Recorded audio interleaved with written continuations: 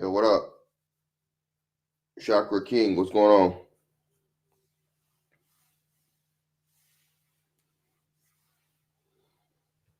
SKC, you know it, man. Kevin Paris, internal, what up, bro? Kenny Burgess, what up?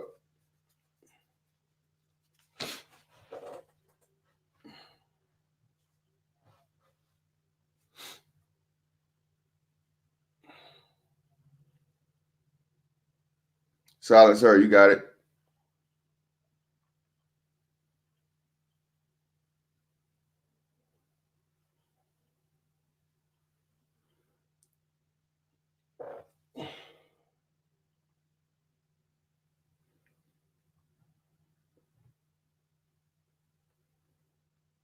You know it, bro. You know it.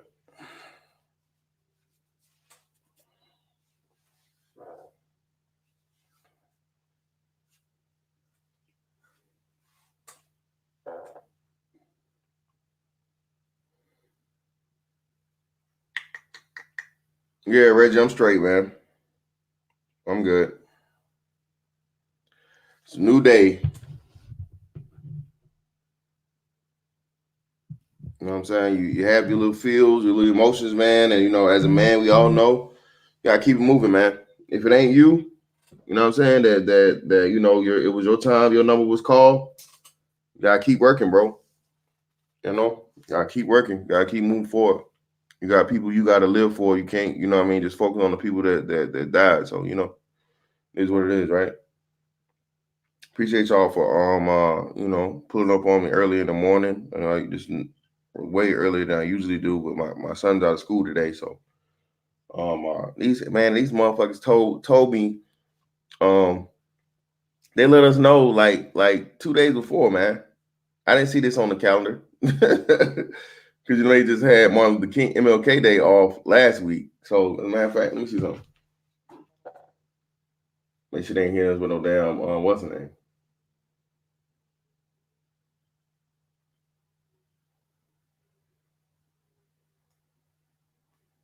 Yeah, man.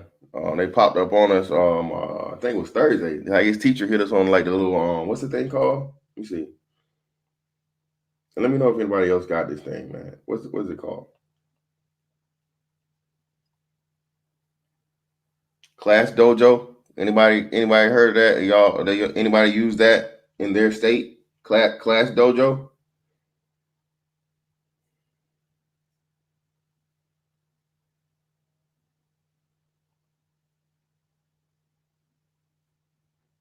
Appreciate y'all hitting that like as you come in, man. Go ahead and hit the like.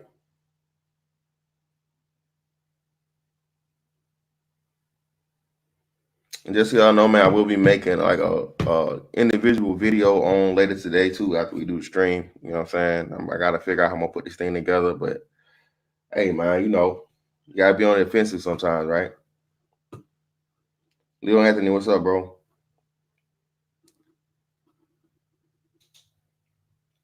But let's go ahead and get into it. Let's get into it. So, um, what's the price on the inspiration? Can you put a price on that? I mean,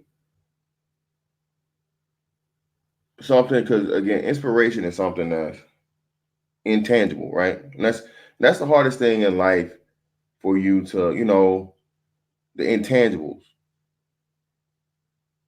peace of mind, love, inspiration, determination, you know, drive, all those things that you can never ever physically measure on a piece of paper, right? But all of the great people, the greatest of the greats, tell you it's something you have to have.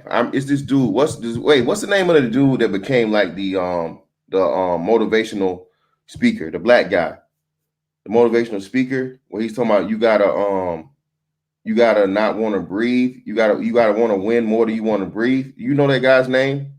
You guys know that guy's name?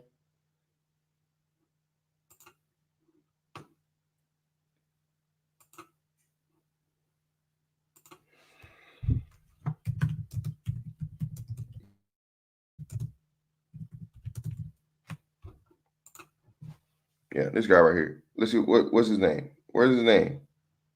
They don't ever give you his name.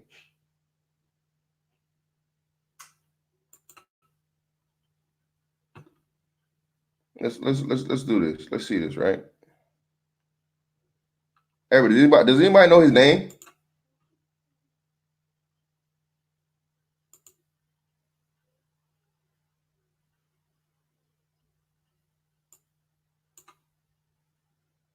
And if you want to be on the same level I'm on, I'll meet you tomorrow at the beach at 4 a.m. Is that his name? Beach. Is that his name? I want to make money. I don't want to swim. Guru said if you want to make money, I'll meet you tomorrow. What's this guy's name? So the young man got there at 4 a.m. He all ready to rock and roll, got on the suit. He should have wore shorts. The old man grabs his hand and said, how bad do you want to be successful? He said, real bad. He said, walk on out in the water. So he walks Eric Thomas? Okay, thank you. When he walks out to the water, it goes waist deep. So he like, this guy crazy. Adrian, like, I want to make money. He got me out here swimming. I didn't ask to be a lifeguard. I want to make money. He got me in. So he said, come out a little further. Walked out a little further. Then he had it right around this area, the shoulder area. So this old man crazy. He making money, but he crazy. He said, come on out a little further. He came out a little further.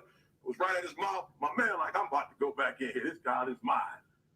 So the old man said, I thought you said you wanted to be successful. He said, I do. He said, walk a little further. He came, dropped his head in, held him down, hold him down. My man getting scratching, holding him down. I got you. I know you brushed it out, but I got you. He had him held down. I need you for illustration. He had him held down. Just before my man was about to pass out, he raised him up. He said, I got a question for you. Somebody answered the question for me. He said, when you were underwater, what did you want to do? Lee, I'm looking for a different word, though. What's that word? Said I wanted to breathe. He told the guy, he said, when you want to succeed as bad as you want to breathe, then you'll be successful. I don't know how many of y'all got asthma here today, but if you ever had an asthma attack before, you short of breath, SOB, shortness of breath, you wheezing. The only thing you're trying to do is get some air. You don't care about no basketball game. You don't care what's on TV. You don't care about nobody calling you. You don't care about a party. The only thing you care about when you're trying to breathe is to get some fresh air. That's it. And when you get to the point where all you want to do is be successful as bad as you want to breathe, then you'll be successful. And I'm here to tell you, number one, that most of you say you want to be successful, but you don't want it bad. You just kind of want it. All right. So shout out to the brother Eric Thomas, right? And appreciate that right there, Georgia Boy, see Testament, right? So Georgia Boy is one of the few people that was able to see this man live in person, right? But I can tell you, I've never met this man a day in my life. Never a day in my life.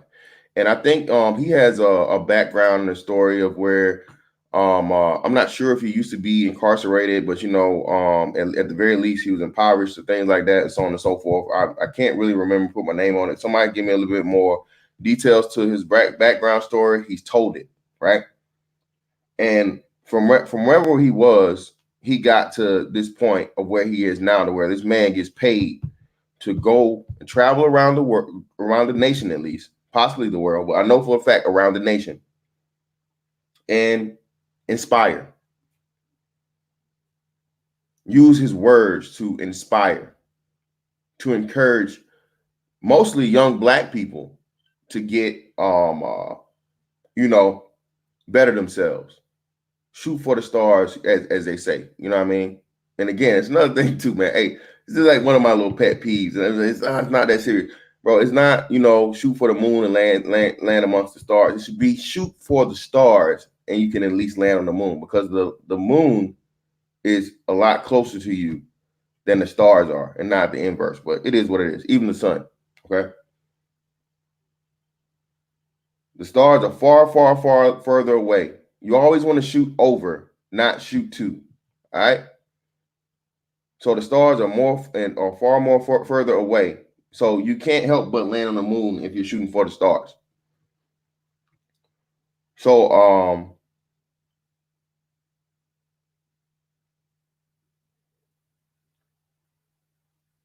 Okay, thank you, Keith Wisdom. Thank you, brother. Thank you. And you know, inspiration, brothers like this, right?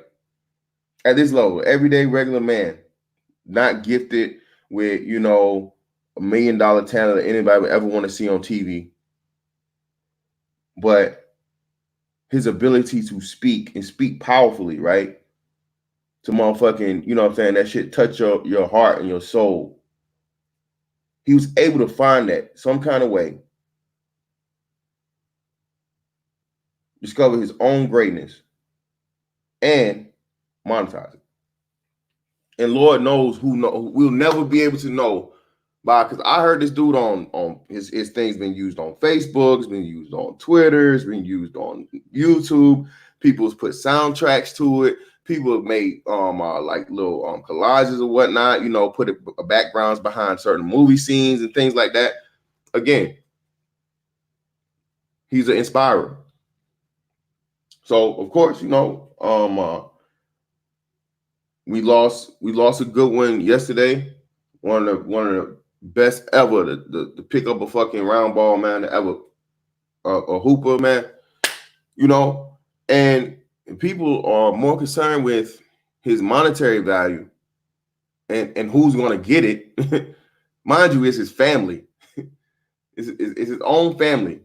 You know, the woman where he actually married, and you know, he didn't make a baby mama. You know, the woman that he was found to be, you know, had some hiccups with, nobody's perfect, infidelity, and she chose the right route to stay with him. And you can't say it's because of the money, because I mean, it's plenty of people who had way more money than Kobe had, and their wife still left. Juanita left. Kobe Bryant's never been as rich as Michael Jordan's been. Juanita Jordan left. Kobe Bryant's never been as rich as Tiger Woods left. And Tiger Woods, because, oh, well, Juanita was black. And okay, well, Tiger Woods' wife was white. Actually, I think, well, to be exact, I think she's Swedish or something like that, or some type of European, right? Tiger Woods' wife left. She didn't stay with Tiger. But for whatever reason, Kobe was able to work things out with his wife. And again, it can't just be about the money, because, you know, he could have did all that shit and she still took the money and went on by her way. Not only did she stay with the man, you know, they went on to expand their family. So, you know, when you have people that come up with these, you know, disrespectful, really, I mean, you know, not even in the ground yet, as they say. You know, as your old grandma would say, he ain't even in the ground yet. Nate, couldn't let the man, you know. I mean, why are we so worried and focused on the money, especially if it's not yours? Like he said, like just like Vanessa wasn't there with him shooting in the gym, neither were you, nigga. You weren't with me shooting in the gym. You weren't with fucking Kobe shooting in the gym. You weren't putting up those thousands of fucking jump shots. Jay Williams, you know, the Duke player that played for Chicago, and his he gave a real heartfelt you know, analysis of whatnot, or excuse me, experience he had with Kobe. And also he gave his own personal life experience, because for you that don't know, Jay Williams was highly touted and he was raw. Jay Williams was raw in college, bro. He was raw, right? Really didn't get a chance to motherfucking, you know, spring and pan out in the NBA, but because he had a motorcycle accident, pretty much destroyed his career. All right. And he said himself, he said, man, you never know when it's your time, pretty much. He can remember it. That's some shit you'll never forget. And if you ever rode a motorcycle, bro, I rode a motorcycle for, I think, like a year and a half. I seen motherfuckers go down. I seen, bro, just how especially in the day of the cell phone, man, just how much people don't pay attention to the road. And you're extremely small, so people already can't see like big ass trucks and cars and shit. And motherfuckers don't know how to drive for the most part. People don't know how to drive, right? Thank you. He has a lineage. He has a lineage. He's gonna have a lineage regardless. Eventually, like I said, as hard as Kobe was trying to get that boy, his daughters that are left are going to, have somebody. And that I guarantee you, whoever that boy may be, the first thing he's gonna know is who his granddaddy was. I promise you. I promise you that. In the whole world, if he ever puts his hand on a basketball, will let you know that this is fucking Kobe Bryant's grandson.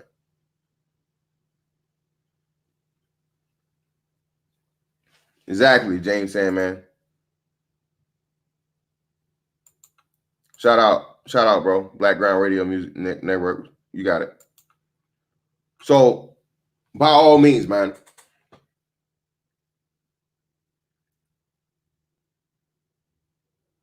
When you look at what especially a black man, bro. Again, I don't understand why and how people want to cancel a man's blackness because he chooses his happiness. How you gonna cancel a man's and again, you want to take away and completely throw the whole man away, as great as he may be? Because MJ left Juanita, and I think his wife is some type of Hispanic now. The second time he married, and hell, MJ got a second set of kids, if I remember right. He just had twins. Michael Jordan just had twins within the last few years, right? Or some shit like that, I thought. Exactly, son is hot, Rob. This is a man that had a global impact, bro. People that couldn't even speak the language.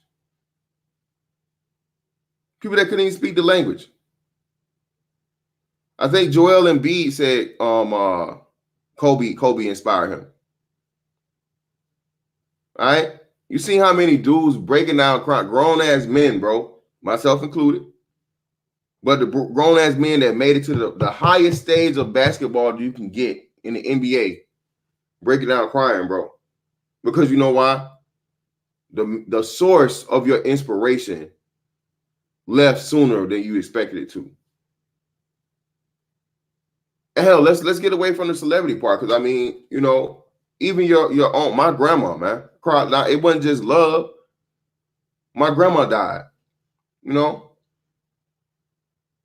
She's my inspiration to get into my job field that I am. My grandma worked on she worked on C-130. She worked on airplanes.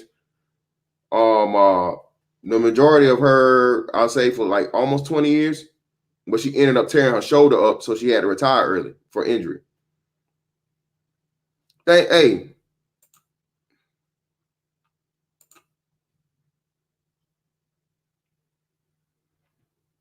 mentorship. I remember somebody else I forget who it was. It was another one of the young cats that Kobe told them, "Hey, be ready. I'll be there at 4 a.m. We'll be ready at 4 a.m. We're gonna go and get in the gym."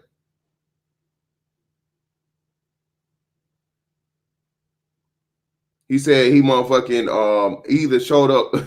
He thinking Kobe's talking about like 4 p.m. or whatever. He texted him and he's outside waiting, and Kobe was like, he's like, "Whoa, where you at, man?" He's like, "Bro," I said, "Yo, you thought I meant like 4 in the evening? I meant 4 a.m., 4 in the morning, bro. Like whatever. You didn't pull up, you didn't come out, so I left."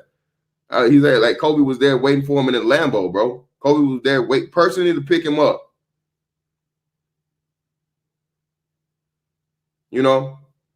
And for a young black boy, this coming from me, right? That his father was there and had the opportunity, but chose not to take it for whatever reason, right? Chose not to. I had to fucking pick up a pseudo inspiration. I would never say Kobe was my dad because we too close in age. He's like my big brother to me. It was like a big brother to me. Everybody on I can use my own two sons, bro. My youngest son, bro, his brother, his big brother, man, like he loves him to death. Of course, when they get together, it's like motherfucking cats and dogs, right? Stop touching me. Stop hitting me. Stop. But you love him to death. Can't wait to see him. Actually cried a couple of times when he couldn't see him.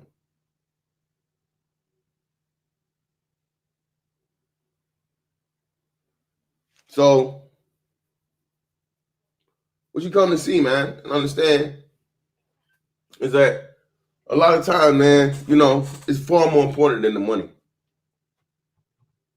You know why? Because the money can never add up to a person, especially a black man, that was able to transcend it and touch so many lives. Not just black boys' lives, white, Hispanic, Asian, African, everything, the globe. And yet still y'all got individuals out here that want to count his pockets and worry about who gonna get the money and all this other shit and where is it going to. He's already made more money than you will ever make for the black community than anybody else. DeMar DeRozan, Kyrie Irving, can't say Jason Tatum yet. Joel Embiid. So that's 3 players. Let's go and look at the max contracts of these players. That's right. Let's look. Let's do a little math here.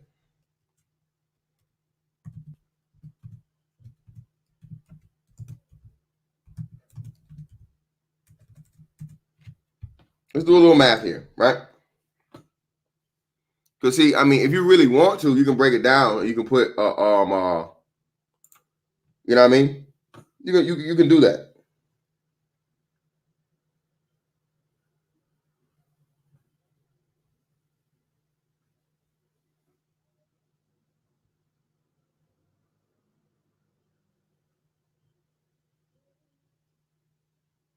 DeMar DeRozan has a 5-year, $139 million contract. Kyrie Irving, 4-year, $136 million contract.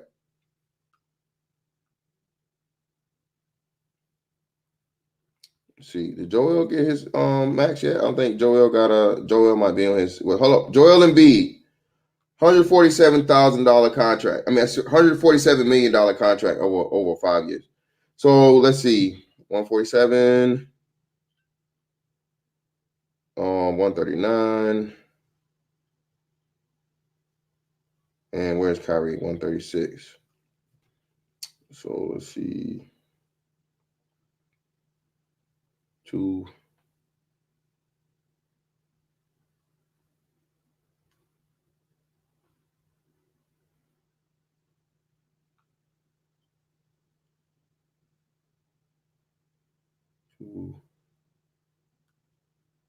So that's over $5 million, bro. $5 million plus dollars between just 3 men alone. Shout out to Son is Hot Rod. Appreciate you, bro. There's nobody, not even Shaq, after Michael Jordan's retirement. The NBA was dead, but then Kobe came and revived it. True indeed, facts.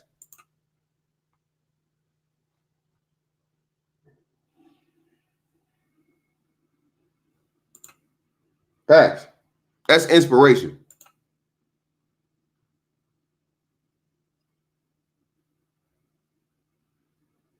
Yeah, I heard, Archer. I heard a bunch of sour, bitter bitches that are lonely. No man wants other than to, again, inseminate and have intercourse with. Fucking Justins. Whole bunch of Justins, bro. These bitches that are basically focused on who he's leaving his money to, his wife, because them hoes will never be a wife. Them hoes will never be a wife. 90% of them, not wives, and never will be. Nobody takes, you get a bitch that thinks like that, a bitch that's a follower of that side, you're doomed to loneliness, and you deserve it. Doomed to loneliness, and you deserve it. Especially the captains. But not really gonna focus on them pieces of shit, man. I mean, I don't want to talk about pieces of shit anymore. You realize somebody's a piece of shit, like shout out to Chronicle. You know what you do to pieces of shit? You flush them. You don't talk about them. You don't sit there and watch it. You don't focus on it. You don't stand around to smell it. You flush it. And you're going about your day. J Love, exactly. these are the bitches that right now that if they could motherfucking cut Kobe open, cut open his motherfucking scrotum, they'd steal the sperm out of it and inseminate themselves. Just so they can claim that just so they can claim child support. These are the low-level bitches that are speaking on his name and his dead child. At least as a mother, right? If you were a woman and you had a child that died, you know what I'm saying, in a tragic fucking way, you have enough fucking human decency to be like, hey, bro, you know what? Hey, man, you might want to be controversial. You might want to this, you might want to that, so on and so forth, blah, blah, blah. But I have some respect for the man, and his child at least. Let's just chill. But no, man, pieces of shit none of that registers, bro. None of that registers for pieces of shit, bro. Yep, and that too. I thought, hey, niggas, that's another thing too, Prime Axel. What happened to pocket watching? Because if you say something about a nigga being broke, oh, you pocket watch, you're shaming. But they ain't say shaming because they know it's true. A nigga, that's how you know when a nigga really broke. When he say you're shaming, that means it's true. That means it's true. I got a motherfucker that's complaining about still got it on tape. It's still on tape. Somebody recorded a thing for me back in like 6 months ago, going back and forth with a certain idiot. A certain idiot, right? Complaining about $1,500 that he lost over YouTube. But this ain't his job. He don't need this shit. He ain't broke. Nigga. Stop it.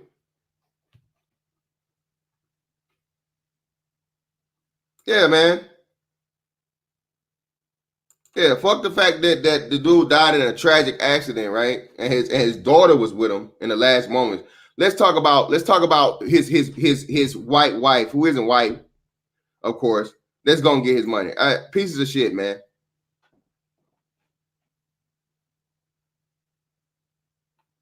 Yeah, even that, because let's not even get on these feminazis, bro. These feminazis, bro.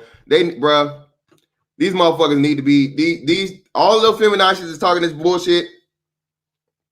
Again, where is the conviction? Where is conviction?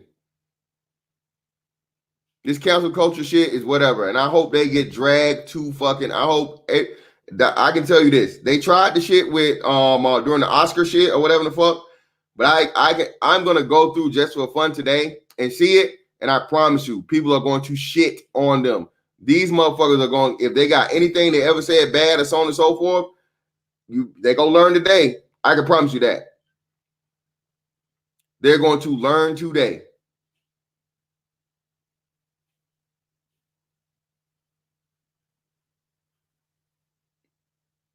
The mama mentality motherfucker ain't no bitch. I can tell you that. And you out here talking that shit, good luck.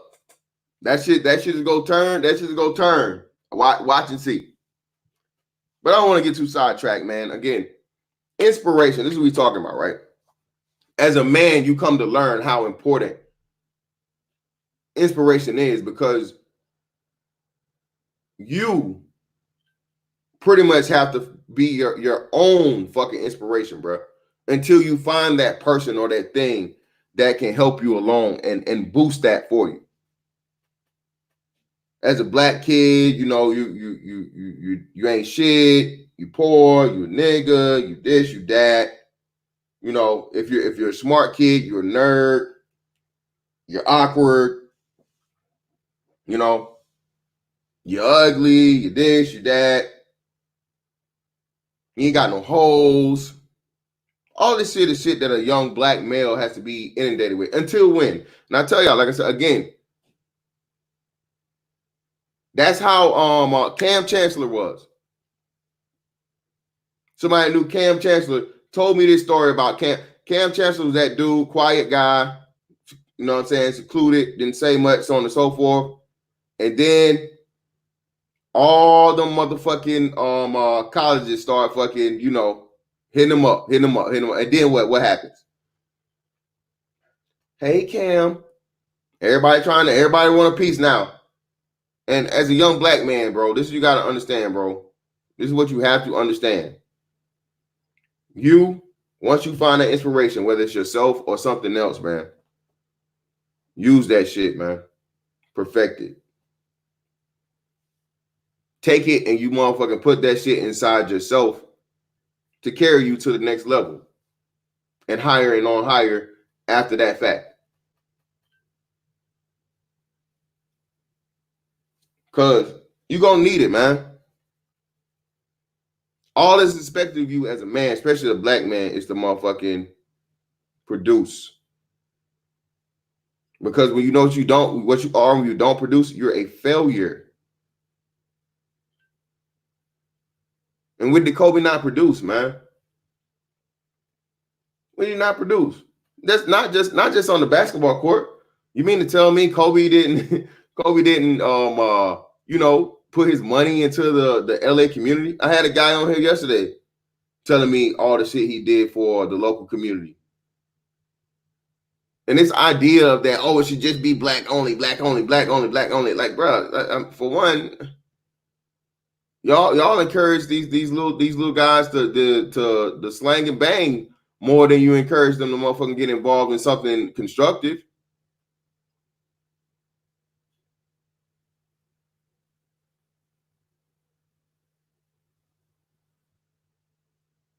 Until they show like prowess and promise and some shit, y'all don't fucking hop behind these kids, and even then y'all don't. Again, LeBron James is a great example of that. LeBron James had to live with his friends and shit. His mom had birthed one of the greatest athletes of all time.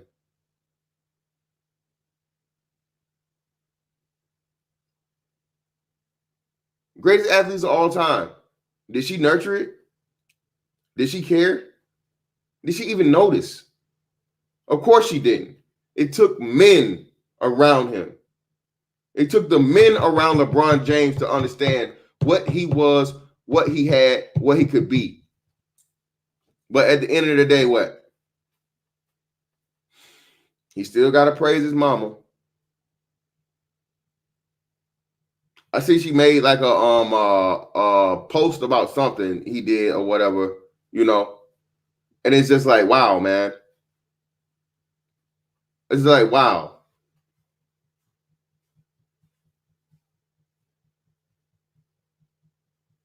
Of course not, Anthony Taylor. Of course not.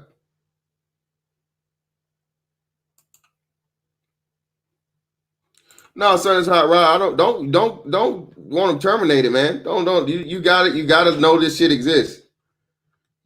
We gonna get into that.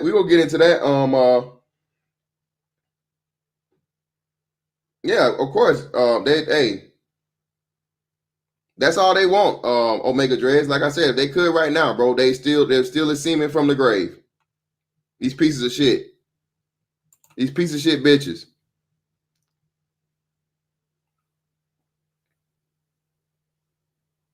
Yep. Dark Meteorite, and this is the programming. This is what I keep telling y'all. Remember how I tell y'all this shit, man? If y'all listen to me long enough, bro, it's a couple things you're gonna know about me, bro. I'm consistent, and everything I say is gonna come back around full circle. This is the existence of the gynocracy and the matriarchy that most black people, because black people have no understanding whatsoever of psychology and how things work and programming, propaganda. The young black male is the most mentally has the most mental trauma of any person on the planet.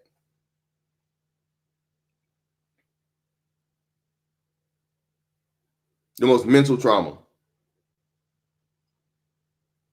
And you say, well, how is that? What about the kids being born in the Middle East and, war torn and so on and so? You know what? Hey, I would even argue that because they're born into that. The worst of the worst. They understand it. But still in that, the men are the head. The men aren't fucking lied to and told they have to be submissive to the fucking women. and do what the women say, and the women play this horrible fucking game of turning the fucking men into mindless drones that can never reach their full potential as men because they don't have men around to learn from, to be inspired by. Therefore, you reach out and you find a celebrity. You find an influencer. You find that brother Eric Thomas you come across. And they spark that flame that's in every black man. Shout out to O'Shea, man. Appreciate you, O'Shea. Spark that flame, bro.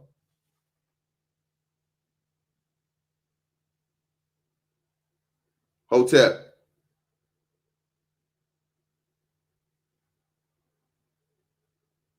So again, man, by all means, bro, you gotta watch the idiots, man. Let the idiots speak.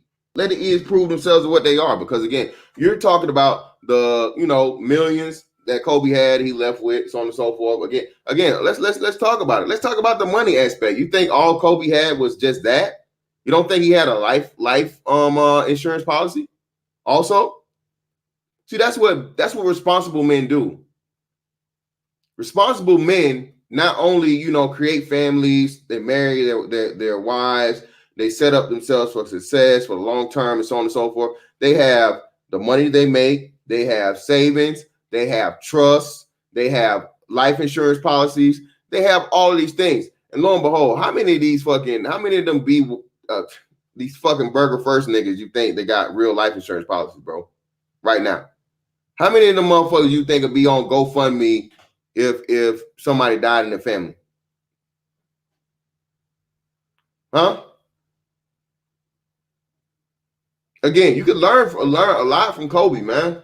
Not just on the basketball aspect, from a business aspect. Kobe had one of the best business models also, man. One of the best business models. You finish one thing, and like he said, hey, man, that time has passed. As much as I still have a passion or whatever for basketball as a part of my life, it's over with now. I'm done with basketball. I'm moving on to something else, and I'm going to master that one also. That's why I'm slowly, shifting over to this whole weightlifting thing. As much as I love the hoop, man, hey, I'm getting a little slower. I'm getting older.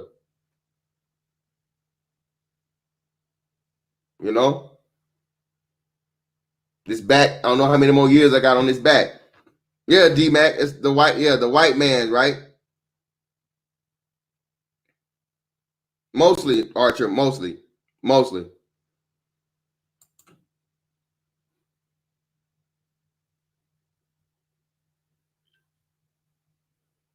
Yeah, and it's fucked up. Like I said, man, it is what it is. But hey, man, on that too, I've been in that situation, bro, with family members, to where like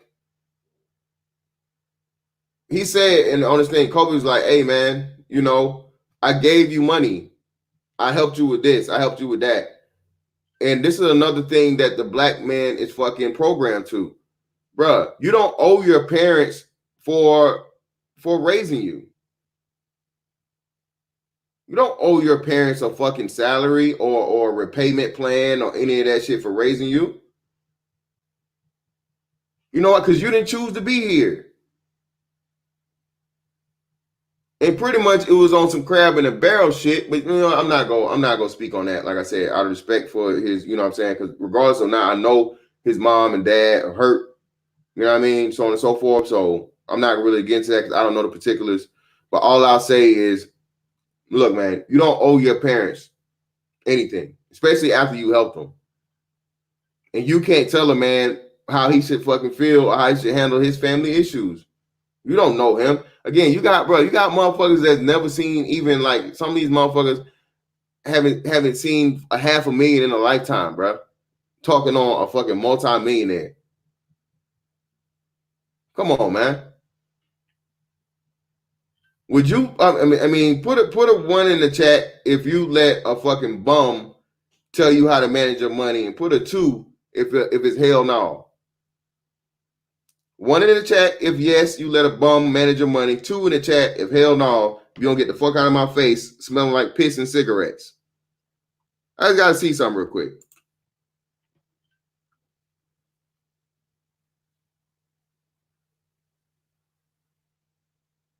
No, it's not Negro logic, Sigma Jones. That's nigga logic.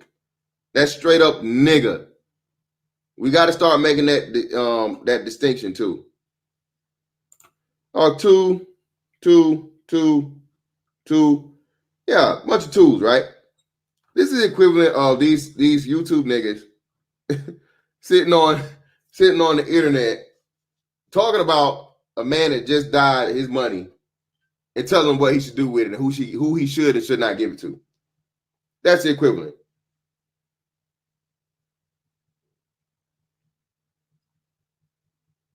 Instead of focusing on that, how about you make your own $1 million make your own $1 million shit, man? Why you worry about that man's pocket and his wife and his 2 children that are still left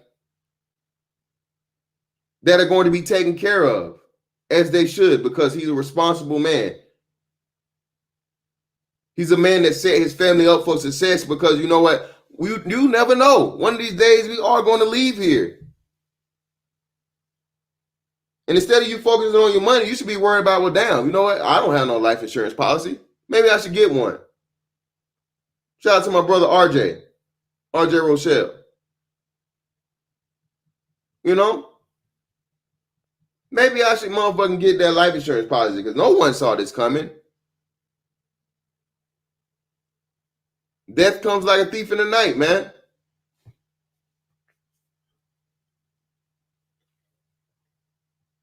How many of you have a fucking life insurance policy while you worried about Kobe and who's going to get his money? Huh? But again, back to the inspiration aspect of it, bro.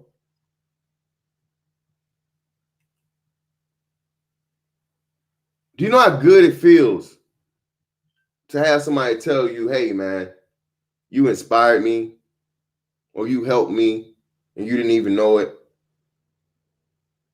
You know what I'm saying? I thought about what you told me and I did this and it worked. That lets you know, man, that right there, you can't put money on that, man. You can't put no motherfucking value on that shit, bro. You can't put a price tag on that.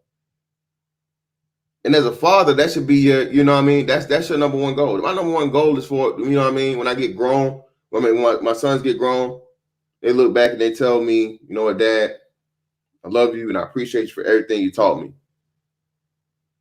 This happened and that happened and this happened and that happened. And I thought about you told me, and you know what? Shit saved my life. Or it made all the difference in the world. Or it made me this amount of money.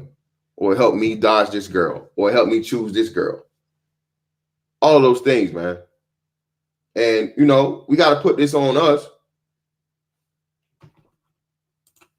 Shout out to O'Shea with another super chat, man. How many brothers can even say that they died in a helicopter crash that they own? Most of us would never get on a helicopter, let alone own it. Facts, O'Shea. Facts, bro. And they bringing up the thing. I saw it this morning talking about the helicopter shit, bro. Let me tell y'all. I mean, I know a lot of motherfuckers are on the what's the name? Shout out to Great Britain. The helicopter thing, bro.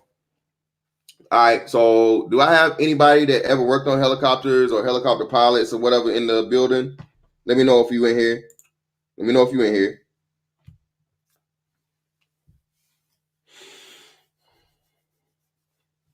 Anybody? Any takers? All right. So, helicopter works different than regular airplanes, right?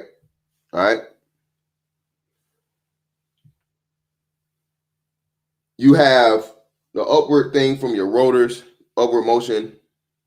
It propels everything up from fucking your props, and your tail rotor pretty much keeps you steady. It counterbalances the rotation of the main rotor head to keep you going straight and what's name. All right. In a helicopter, your altitude changes. It doesn't work the same as in like your a regular fixed wing aircraft, like a fixed wing. Oh shit. Uh FT Finding Love Dominican Republic. What's up, bro? Kobe Bryant. I read his autobiography by Joe Layton, and I was very much inspired to write my first screenplay. And I dreamed and hope Kobe to help produce the project one day. That's good, bro. So in a helicopter, the most important thing is knowing what your altitude is and knowing how far you are from the ground. All right. That's important in other aircraft too, but because it don't work on the same, again, it doesn't work under the same like dynamics as far as a fixed wing does, it's far more important because helicopters fly a whole lot lower than airplanes do. All right. Most helicopters aren't even pressurized or whatever, right? Like you have to be in a in a fixed wing aircraft. Okay. So they say, and that's what I said this on a live stream yesterday. If your altitude, you have your bar out, like your barometric altitude, that's your barometric pressure, like the pressure of the atmosphere around you, or your radar out, your rad out. Rad out is radar to where like anything that's a hard surface, concrete,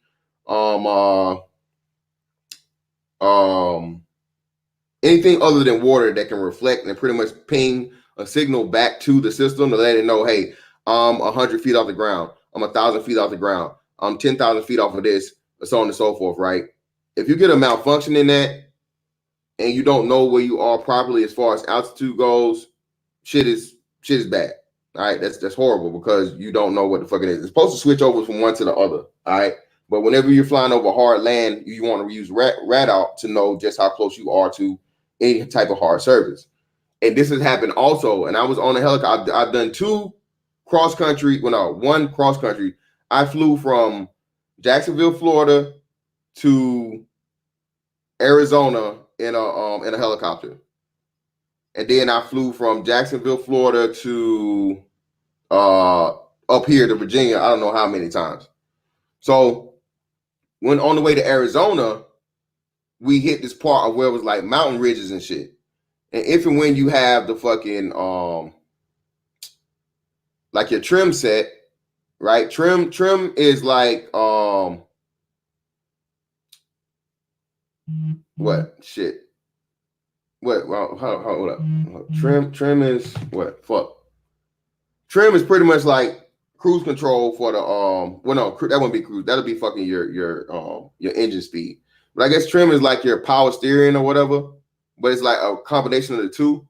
The aircraft's pretty much gonna stand. It's gonna stay at that heading, that altitude, and all that shit, right? But what happens is if you all of a sudden go over a mountain ridge or some shit like that, or cross drafts, all kinds of crazy shit, you have to make certain fucking adjustments in order to fucking if the shit's like unexpected. Because like again, you're not flying as high in a helicopter as you're gonna fly in a fixed wing. So at the altitudes, you're flying a whole lot lower to the ground. So when they said that fucking, that's why I said mountain. It had to be something involving the fucking mountain ridge, bro, because helicopters just don't fall out of the sky. All right, I can tell you that for sure. It had to be something involved with like a fucking mountain ridge, or you going over something like all of a sudden. I don't know if it was like a route he wasn't used to taking, or maybe it was a crosswind or some shit, or a rotor blade that fucked up, bro. It was the craziest shit, right? It was in Texas. I wasn't on this coming back because after we did the world around the world cruise in 2015, they had to fly the helicopters back from California, and on the way back from California, one of the rotor blades, like, bro, totally fucking just disintegrated. The only thing that was left is like if you had a butter knife, right? The perfect example of a helicopter rotor blade would be a butter knife. So look at the tip of the butter knife and cut like the round piece out of it and just leave the back on. That's what happened to the fucking rotor blade, bro. It just shredded. And they landed the helicopter, and they're like, oh my God, like only way, grace of God. Because there's no way they should have been able to land that fucking helicopter, man. It is so many things in a fucking helicopter, bro, that can go wrong. I've been working on helicopters for since 2008, and so many things can just go wrong, bro. But very, very few times, like say, helicopters just fall out of the sky like that. So, yeah, exactly, man. MOT. It had to be. More than likely it was foggy or it was a low fucking cloud cover or some shit, and they ran into the fucking mountain ridge. Pretty much popped up on them, and it's like, oh shit, too late. So he's flying too low, probably. He's flying too low, most definitely. Because again, fucking what's names don't they don't fly as high. A lot of people don't understand that. Helicopters don't fly at the altitudes that what's names do. But anyway, bro.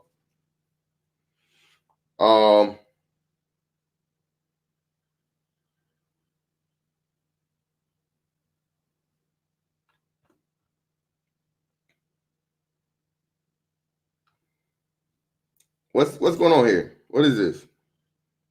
M240 Bravo. What are you talking about? Are you not familiar with the cat that's playing for Washington right now, young fella? Are you not familiar with that? M240 Bravo. You sound stupid right now. Hashirama, the dude that got drafted, I think he was a lottery pick. Is playing in the NBA right now. Hashirama. And his dad was a black American. So what are you talking about?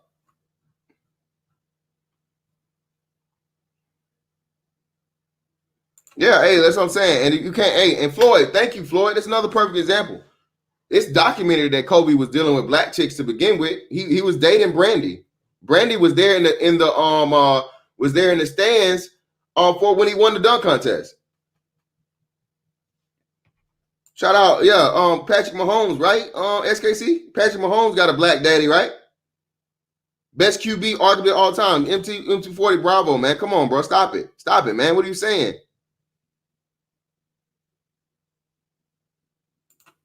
M240 Bravo, we just gave you two names, brother, to debunk your whole statement. What are you talking about? Blake Griffin. Blake Griffin is mixed, bro. What are you talking about? Blake Griffin got, I think a white mama? What are you talking about, bro? O'Shea, these hoes that say they hated him because they went with them. That's what these Justin ass hoes, O'Shea, they jealous. I told you. It's nobody more jealous than the black woman. No one more jealous than her.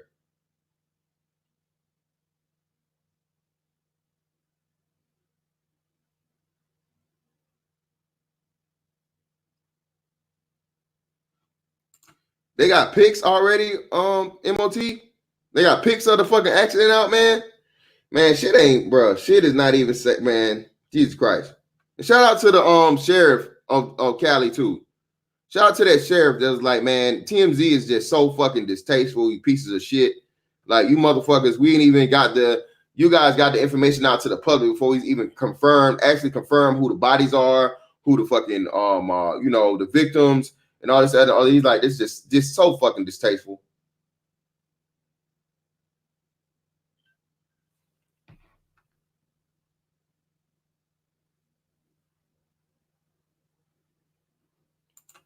M240 Bravo. Bro, you talking to SKC, but I'm talking to you. I just told you. Blake Griffin. He just told you. Patrick Mahomes. I just told you again. Hashirama, whatever the fuck his name is, the dude that plays for the Washington Wizards. Bro, what are you talking about? Wow, bro. Damn. I can't watch that, man. Hey, Gon, whenever you're ready.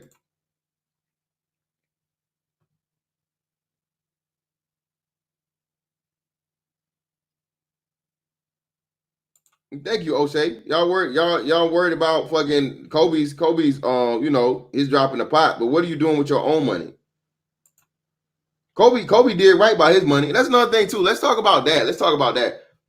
How many athletes actually keep their money versus the ones that fuck it over? Why ain't y'all out here talking about Ocho Cinco? Why ain't y'all out here talking about Terrell Owens? Why y'all not here talking about Sean Kemp, Allen Iverson? Allen Iverson with a black woman, or I think, or was his wife. I think his wife's a black chick. Why y'all not talking about none of these niggas that fuck their money over? You know why? And they chose black. They chose black because they acted black. They had black mentalities. So what did they not do? They did nigga shit. They bought Bentleys. I seen fucking AI ride through fucking Norfolk State University's homecoming in a Maybach. You know how much a Maybach is worth now? You know how much a Maybach, you know how much value a Maybach lost? It's one of the most depreciated luxury cars in all time.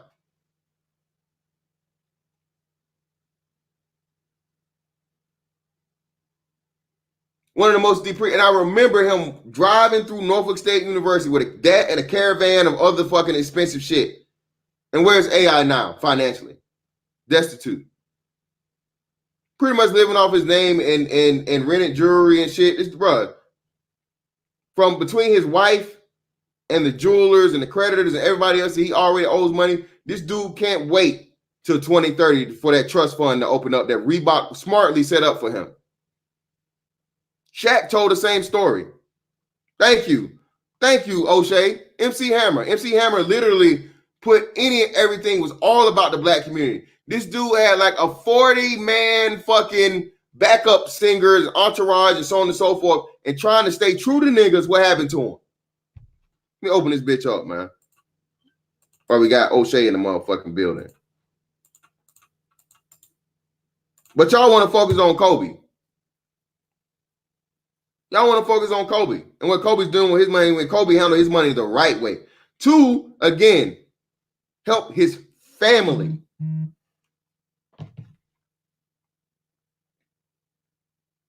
How many people do that? Perfect.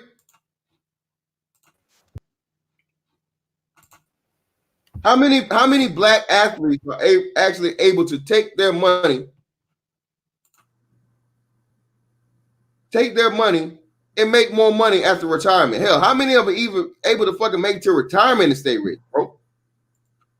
You know, on average, I think they say on average within 5 years, or what's the name, the majority of professional athletes, I say again, the majority of professional athletes are broke or filing for bankruptcy within 5 years after them stop being out of whatever the professional league they're in.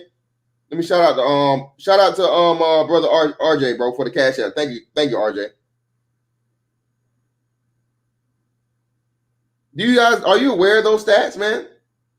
Most of them dudes that are real niggas got big this, big that, big cars, big chains, big cars, big stars, big holes, big draws. Man, you mind if I add in something fantastic? Go ahead, SKC. Go right ahead, brother. Bro, you remember we had that conversation about I think it was with OG Ghost to Speed, you know, that whole thing. And I'm not hating on him or anything, but we were saying what did black people do in the community to help the people that were not doing bad things, that were, you know, achieving or even overachieving and breaking into new fields and different things. Well, Kobe did that for Marcus Brownlee. The dude went on his channel, gave him an exclusive interview, and it helped shoot his jump out of the. I mean, he was doing well already, but then it just skyrocketed from there. Hold on, SKC. He don't count. SKC. He's another coon. He's another one of you SYSBM niggas that's dating now. He got a white bitch, so he don't count. Damn. So it's like that's the kind of stuff that I'm talking about. So far as this dude was looking into a whole bunch of other fields. I mean, the dude was invested in soccer, various soccer teams that were in other countries and junk. Oh yeah. So I mean, for people to sit up here and talk all this ADOS junk and this old black community junk, man, it's like, dude, Kobe was international, man, way beyond that junk, speaking several different languages and junk. You didn't see this dude hanging out with a bunch of thugs and junk. Back up. SKC, damn, you said, you know what? SKC, you brought up another very, very important thing. Kobe could speak, I think it was what, at least 4, if not 5 different languages, right? Yeah. He did 4 languages. He was in the Sundance films. So these people up here sitting about talking about community. He ain't learned that junk in no community.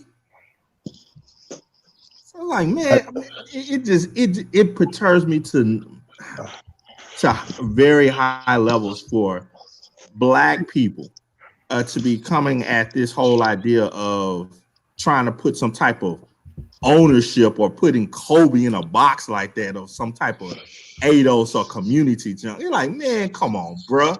You need to get up out of here with that junk. You got prime ministers in other countries that then sent out all sorts of press releases and prime ministers in other countries, niggas. What are you talking about?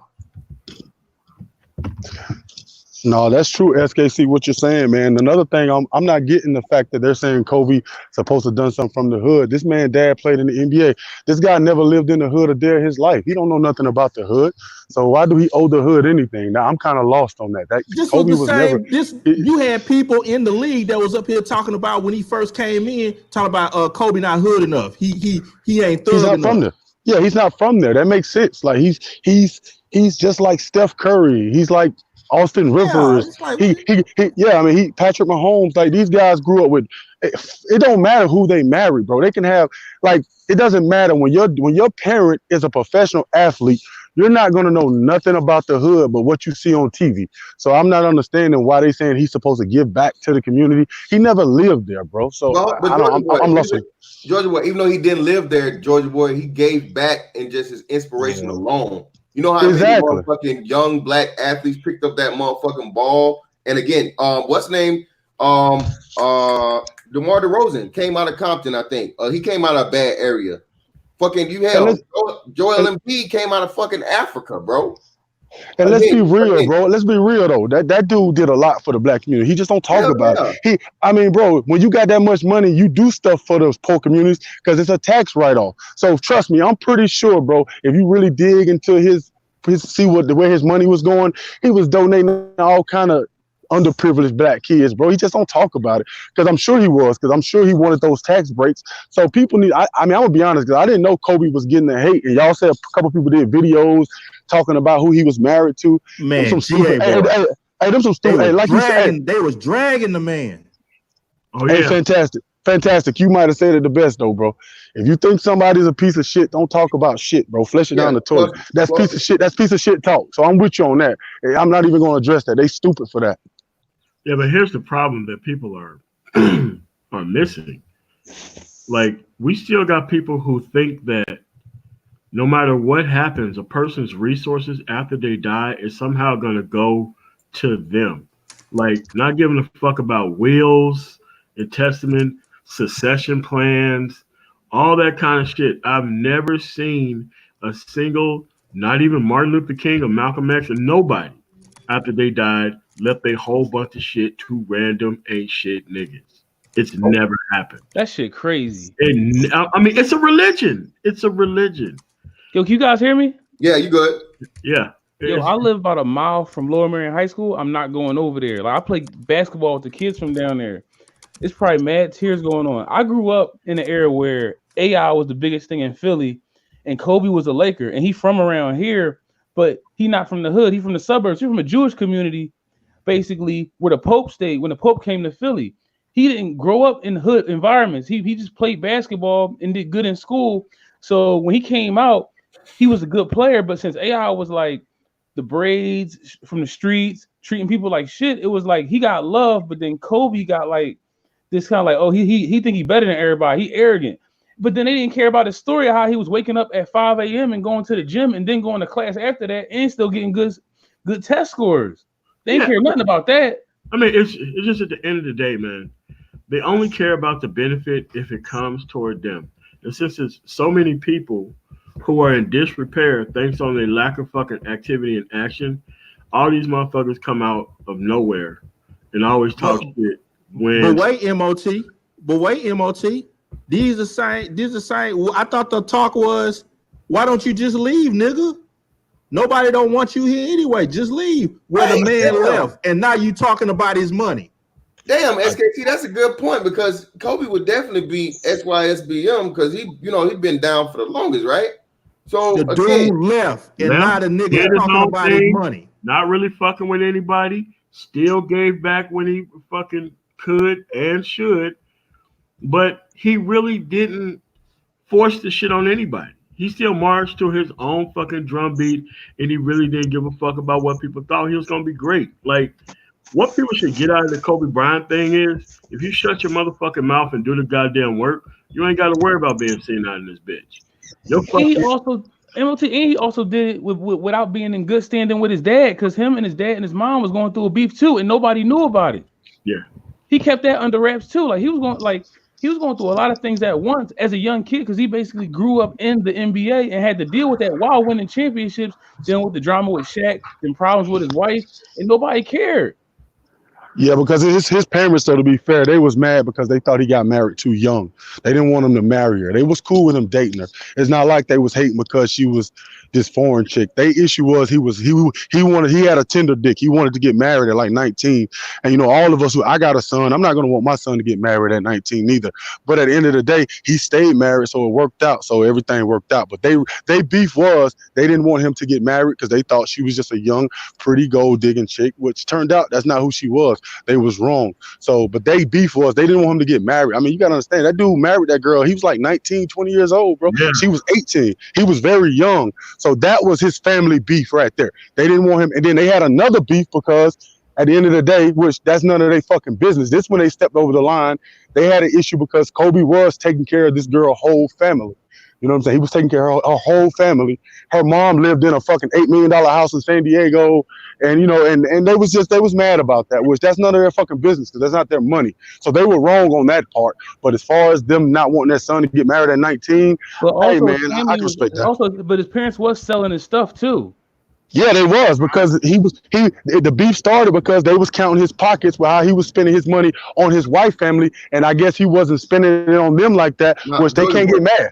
Nah, Georgia Boy, he gave them bread. He broke them off, Georgia Boy. He broke them off. It's just a fact. I know he did. They kept coming back to the well, bro. He was like, look, man. He's like, look, I gave you guys this. He did an interview about it. I gave you a house. I bought you a house. I bought you this. I bought you that. Like, bro, I am not your, you know what I'm saying? And this is the Kobe's mentality that every man should. This is another thing you got to learn too, man. I learned this. Motherfuckers off. Yeah, look, bro, I do not owe you for you birthing me. I don't. I'm supposed to the fucking even the Bible says honor and what fucking cherish thy mother and father. It don't say motherfucking fund and pay. Damn it. It don't say be your goddamn retirement plan. It don't say. And that. I agree with you, but let me just tell you their issue, which I think they're wrong. You're right on that. Everything you said is a fact, but he didn't feel that way. He didn't have that same energy for his wife's mother. That's where the beef came from. He was really financing his wife's mother. She lived in this huge, beautiful house like that. That's where the beef came from. So I get what you're saying, and you should feel that way. But I guess they felt he should have had that same energy for her mother also. No, here's the thing about it. Like, because people don't know, the man did a lot of background stuff. Like the man, he privately on his own funds 7 different organizations. 7 that, he doesn't talk about. A lot of his work that he does is in the U.S. and also in China. We can't lie and say that the people in China don't know who Kobe Bryant is. Kobe is great for the black male image. So let me get this out. Like the motherfucker literally does after school all-stars, Age Still Required, Kathy Kids, Kobe and Vanessa Bryant Family Foundation, Make-A-Wish Foundation, Stand Up to Cancer, Vision Marjorie's Foundation, which is something that his kids do. Like this man does lots of, not to mention, I'm not sure people actually know, Kobe writes and helps he wanted to actually start to write and help produce films. Films cost money. He did right. Yeah, he did right, man. A bunch of people he won an Oscar. Yeah, he won an Oscar. He did win. And mind you, when he was trying to win that Oscar, people had no problem trying to bring up all kind of allegations, all kind of cases on the nail. Like, wow, y'all really going to bring that up when he's close to winning an award? And it's like, it's crazy because there's so much vitriol for what he was doing, yet the majority of the stuff he was doing was going towards kids to get out of the community. So it's like, well, damn. It's like, if you can't get the money, then fuck him. And this is why a lot of brothers, he was saying, like, hey, man, like, y'all better move quietly. Don't tell people what you're doing with your money. And little not everybody got the message. Because you can't never say that man was never at his kids' basketball games. You can't never say he wasn't supporting his family and other organizations. Like, so it's like, if y'all can't get the money off of this nigga, then there's a problem. So long as they don't give a fuck about the kids. BMC, man, there's a couple of things that was stated, and I think Agon hit on one of them. Think about the mental capacity it takes to transfer from a physical dominating sport to go into the mental challenges of becoming a writer, an award-winning writer. And then think about this, because you were talking about inspiration, Mr. Fantastic. God damn, look at the type of image that puts on the world for black men. That's masculinity right there.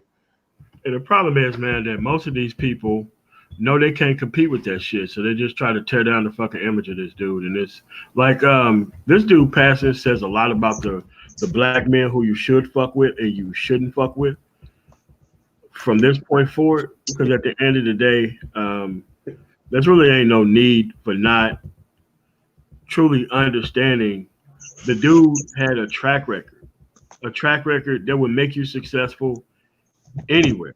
Yo, MOT, I was talking about this with my coworker that don't even know basketball like that, and I was watching these videos about Kobe. When he was 17, he was talking about not messing with people because they bring bad energy around him. I don't know no 17-year-olds that's like that. He basically grew up in front of our eyes and didn't get destroyed by the entertainment industry. Most of these people was drugged out, alcoholics, women beaters, and living all types of crazy life. And he coaching his kids basketball team, and he passes away, and they dragging him through the dirt. It's like only a black man could get this type of love. Yo, think about that. Think about the focus it took to be in LA and not get involved in Hollywood. Yeah. As the man. As the man. 17, 19-year-old, 20, winning championships. Back three-peats. Shows you, man. Leaders, you gonna be fine, dude. You gonna be fine. I'm telling you, this shit could go on without you. Did you ever see a large rap hip hop entourage around Kobe? Nope. Never. Now here's the thing about it. I'm gonna tell you right now. When he did do some music, and they asked him why did he stop doing that, and he brought up like, yo, there's stuff behind the scenes that he didn't fuck with. So that told you he was seeing things in the hip hop industry that probably were going to either A, fuck up your money, or B, because mind you, there's a lot of NBA players and different people who put these type of people, which we want to call leeches, around you. If you notice, Kobe don't have that much of an entourage that follows with him. Mainly probably just his kids or just his family.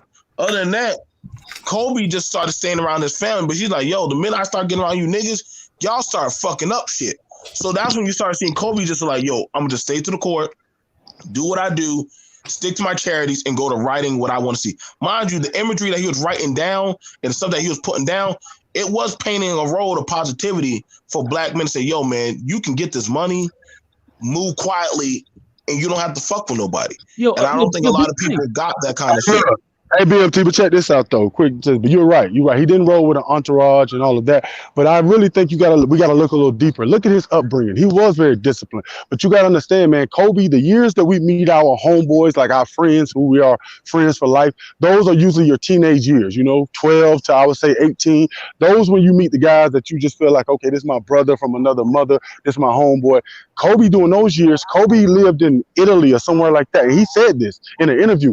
He was a loner. He learned how how to be by himself. That's when he became an avid reader. He didn't do nothing but read books and play basketball when he was over there. And then when he moved back to Philly, the reason he became so great, because you're right, when he moved back to Philly, he used to go hoop where the niggas was at in Philly in the hood. And he said they used to pick on him. They used to call him trash. Oh, man, you can do all that against them white boys overseas. You can't do that against us. And he said that drove him every day to become the best. And it did. And it made... Exactly. It turned him into a killer because he said when he came back from overseas to Philly, like y'all say, he wasn't like the other 17 and 16-year-old kids. He didn't want to go to the club. He'd rather stay in the house and read a book because that's what he was used to. He was in Italy. So his upbringing helped him out a lot. But I ain't gonna lie, man, I agree with what y'all was saying, man. Being in LA, being the guy he was, the fact that he stayed out of TMZ newspapers, he never done nothing crazy, man, that shit is so honorable, bro, because Shaq and all Shaq, Magic Johnson, you name the rest of them, they didn't survive the LA media, but Kobe did. So, man, rest in peace, Kobe, man. You're a great one, bro. So fuck anybody who got something negative to say about him, man, flush them down the toilet, like my man Fantastic said. Well, why would a man take care of niggas he don't know before he takes care of his family? Exactly. I'm just saying, I'm not leaving that wealth to niggas that ain't do shit for me, but I'm gonna leave it to my kids and my family. I know they're gonna do shit with that shit. That's just crazy to me. Because BMT, because niggas don't know what family is. Niggas don't, especially to see a man. Kobe was a fucking patriarch, but no ifs, ands, or buts about it. All right, like I said, the man was fucking successful. You can't question his fucking masculinity. He had a fucking plan. He had a mantra. He had shit to fucking live by. Bruh, you can't question that. And niggas hate that. They hate his persona already because, again, he's anti-nigga. Kobe never been about no nigga shit. You never seen Kobe calling no nigga. The closest you can get Kobe on nigga shit is like wearing a throwback jersey. That's the closest thing. You ain't never seen him, like I said, he didn't go to the club. Even Shaq and them criticizing that. It's like, damn, man, he don't want to hang out. He don't want to go, go party and everything with everybody. Yep. Like, nah. You ever seen Kobe wife around Shawnee? You ever seen Shawnee and them? Nah, and that's hell no. Controlling his woman. That's another great point too. On BMT, I didn't even think about. And control. Never seen it nowhere. You ain't seen this woman out here, motherfucking. Vanessa ain't out here posting on the gram in motherfucking bathing suits and all this shit and la. No, she motherfucking taking care of her fucking shit and being a motherfucking wife and a mother like she's supposed to. Yo, do y'all not realize that? I mean, y'all probably do. He was a black man in China talking to the Chinese about having discipline, and they sitting there on their knees, on their knees, eyes open, getting all that information in from a black man from America. What that does to the black male image, and a lot of people just let that pass over like it ain't nothing. Again, why, Agon? Because the black man. The black man that should be is never respected. The black man that acts outside of that is a man. The black man that fucking lives by the man mantra, exceeding the race. All niggas understand is, oh, you need to be a nigga. You ain't got no nigga in you. You ain't got no swag. You ain't got no nigga juice. You ain't got no this. You ain't got no that. Bruh, the only people that recognize that and respect it are niggas. Kobe, and again, this is why Kobe is what fucking the perfect example. If you want to be global, if you want to be international, if you want your name to ever be known all over the world, because as big as AI is, AI does not have a China market. Nope. AI does not have a big market outside of the States. You know why? Because he's too niggified. He couldn't let this shit go. Michael Jordan. Yeah, wow. It's a wild boy right there. All the dudes that are fucking international what? Steph Curry, Michael Jordan, even LeBron James to a fucking degree. LeBron was on nigga shit a little bit early, but he got away from it. LeBron learned. Even look at LeBron's transition, bro. LeBron went from fucking hanging out with Jay-Z and shit at the fucking Rucker Park and wearing the big and baggy ass clothes to what? To motherfucking wearing a damn a short Prada set, family image, Prada suit set, and carrying a goddamn man bag, bro. Family image. Exactly. Because you want to be the best of the best. You want to be the top earning motherfucker. You can't be on no nigga shit, bro. You got to separate yourself. Have to. Even look at the image of the people he got around him and the shit. He do like the little shop show and whatever. But even in that, bro, ain't no motherfucker wearing no big ass chains and all this crazy shit and so on and so forth. You just on no nigga shit, bro. It's your image and you understand that. The world's never going to accept the nigga shit, man. They can accept you as a man and you being black, but you being a nigga, no. Yeah, see, I'm one of the last. Even when I heard the information, it didn't really impact me that hardly. But because I'm one of the last people to support hero worship and celebrity worship. But there's a sensitive thing to me as well with Kobe. I was born in 1977. All right. When I was in high school, I saw a guy my same age enter into the NBA. Enter into the NBA. Create a success. And as long as I've been around, seeing this dude have a long career, I thought perhaps a little bit cynically, the NBA was disingenuous because they damn near threw the dude away after his situation. They damn near, because he was on track to be the golden boy of the NBA. He was already. He was. Judge. He was the face of the NBA before the rape thing. Yeah, they had just started up the NBA League Pass. That I think around that same year, around the 2002 2003 time frame. Before and he was the marquee player for everything NBA, Spalding, McDonald's, Sprite, everything. My bad. Go ahead, bro. No, you're absolutely 100% right. And then this and I'm not saying he committed any crime, but he involved himself in a negative action, right? Yep, dumb decision. And a dumb decision, and they dropped him like a bad freaking habit. If it wasn't for his immense talent and his immense appeal, I think he wouldn't have been in the league. And that immense talent and appeal came from his damn work ethic. What did he do? Did he bitch about it? No. He put his fucking nose down and went to work and went to rebuilding his image immediately by what? Showing discipline, skill, and hard work and putting the receipts on the board. Like, okay, I got to start this over again. Yo, Judge, I'm going to let you continue, but just to interject, during all that time when all those cases and stuff were going on, dude was still dropping like 30 and 40 a night on the court and then going to court. Yep.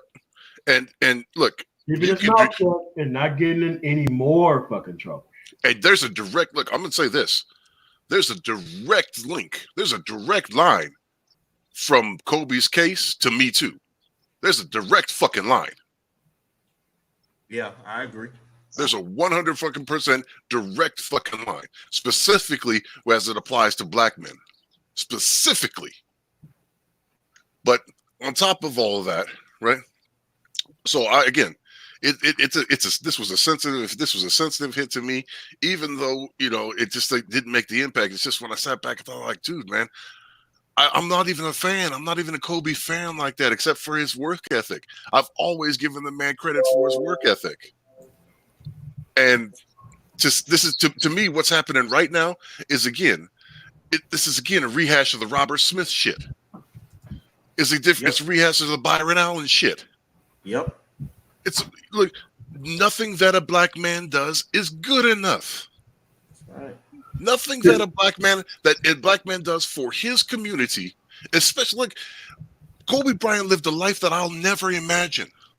Made more money than I'll probably ever than all of us on this panel will see probably together.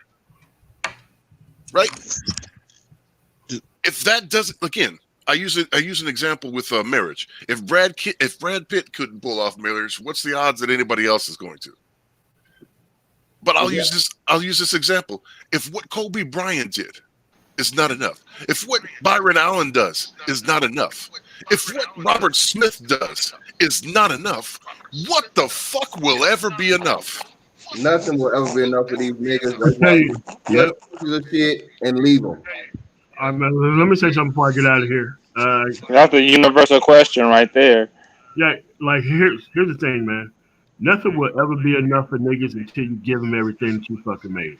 And as long as you know that's the fucking case and that's the end goal, you got to move away from pleasing niggas, talking to niggas, interacting with niggas, doing business with niggas, and fucking their business. Period. You got to do the total separation from these niggas. And it's not gonna fucking work. I mean, niggas ain't got no fucking track record. You're lending credibility rather than giving a track record. So that's it, man. So let me get on up out of here, man. I got some work to do, man.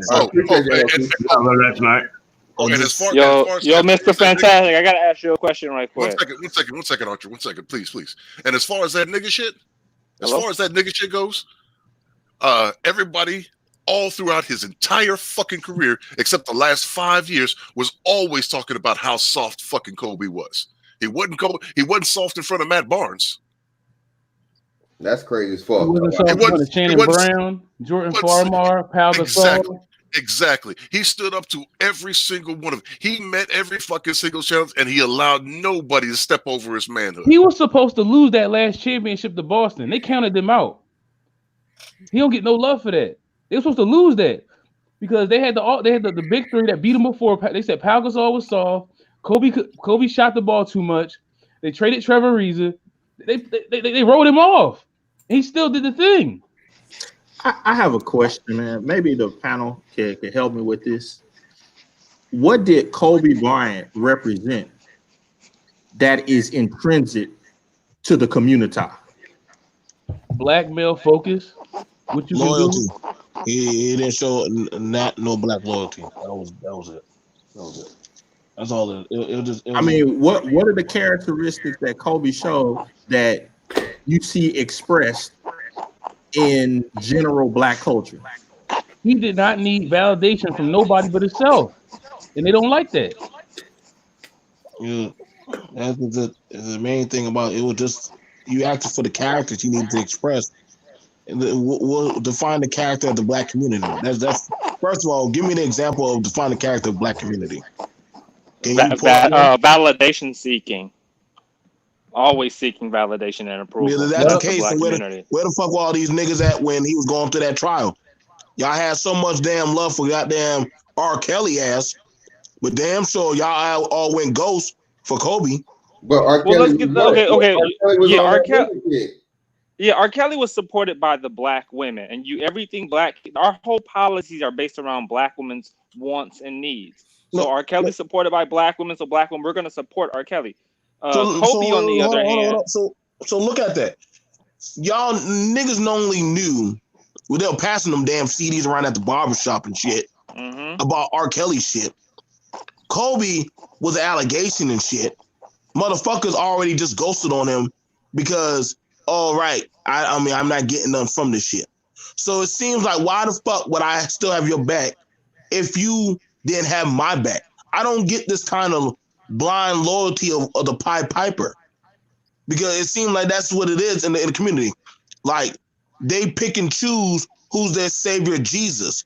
But then, even if they don't fuck with you, even if they never did anything for you on your come up, you're supposed to still be loyal to the black community.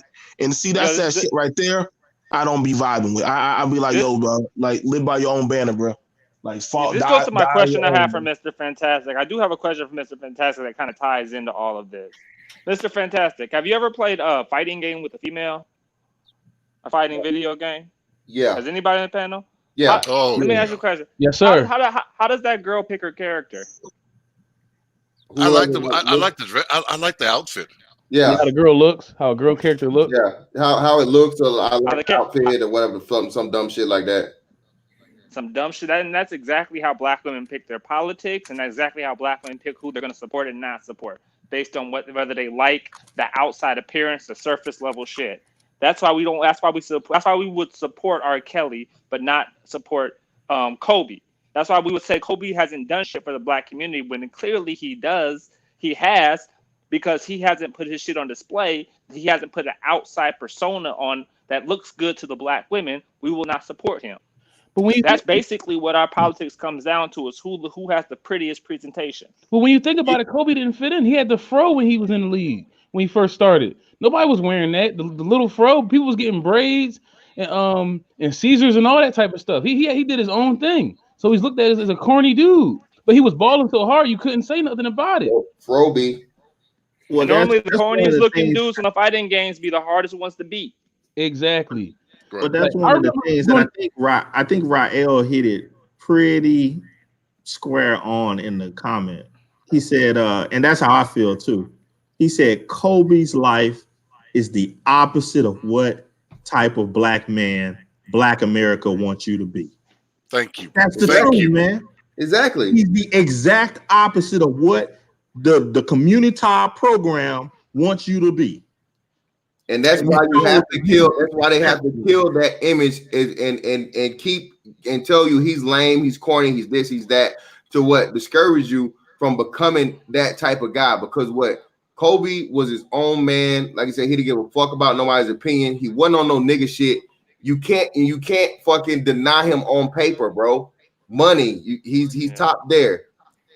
Skill, he's top in his craft, a career, he's top there. Family, he's top there. Even though, because I mean, how many again, bro? And as far as the cheating goes, some shit like that, bitch, y'all are cheating on the nigga that's a cashier at motherfucking Walmart. Why y'all talking about Kobe cheating whoever he fucking cheated with? And at least he a motherfucking millionaire.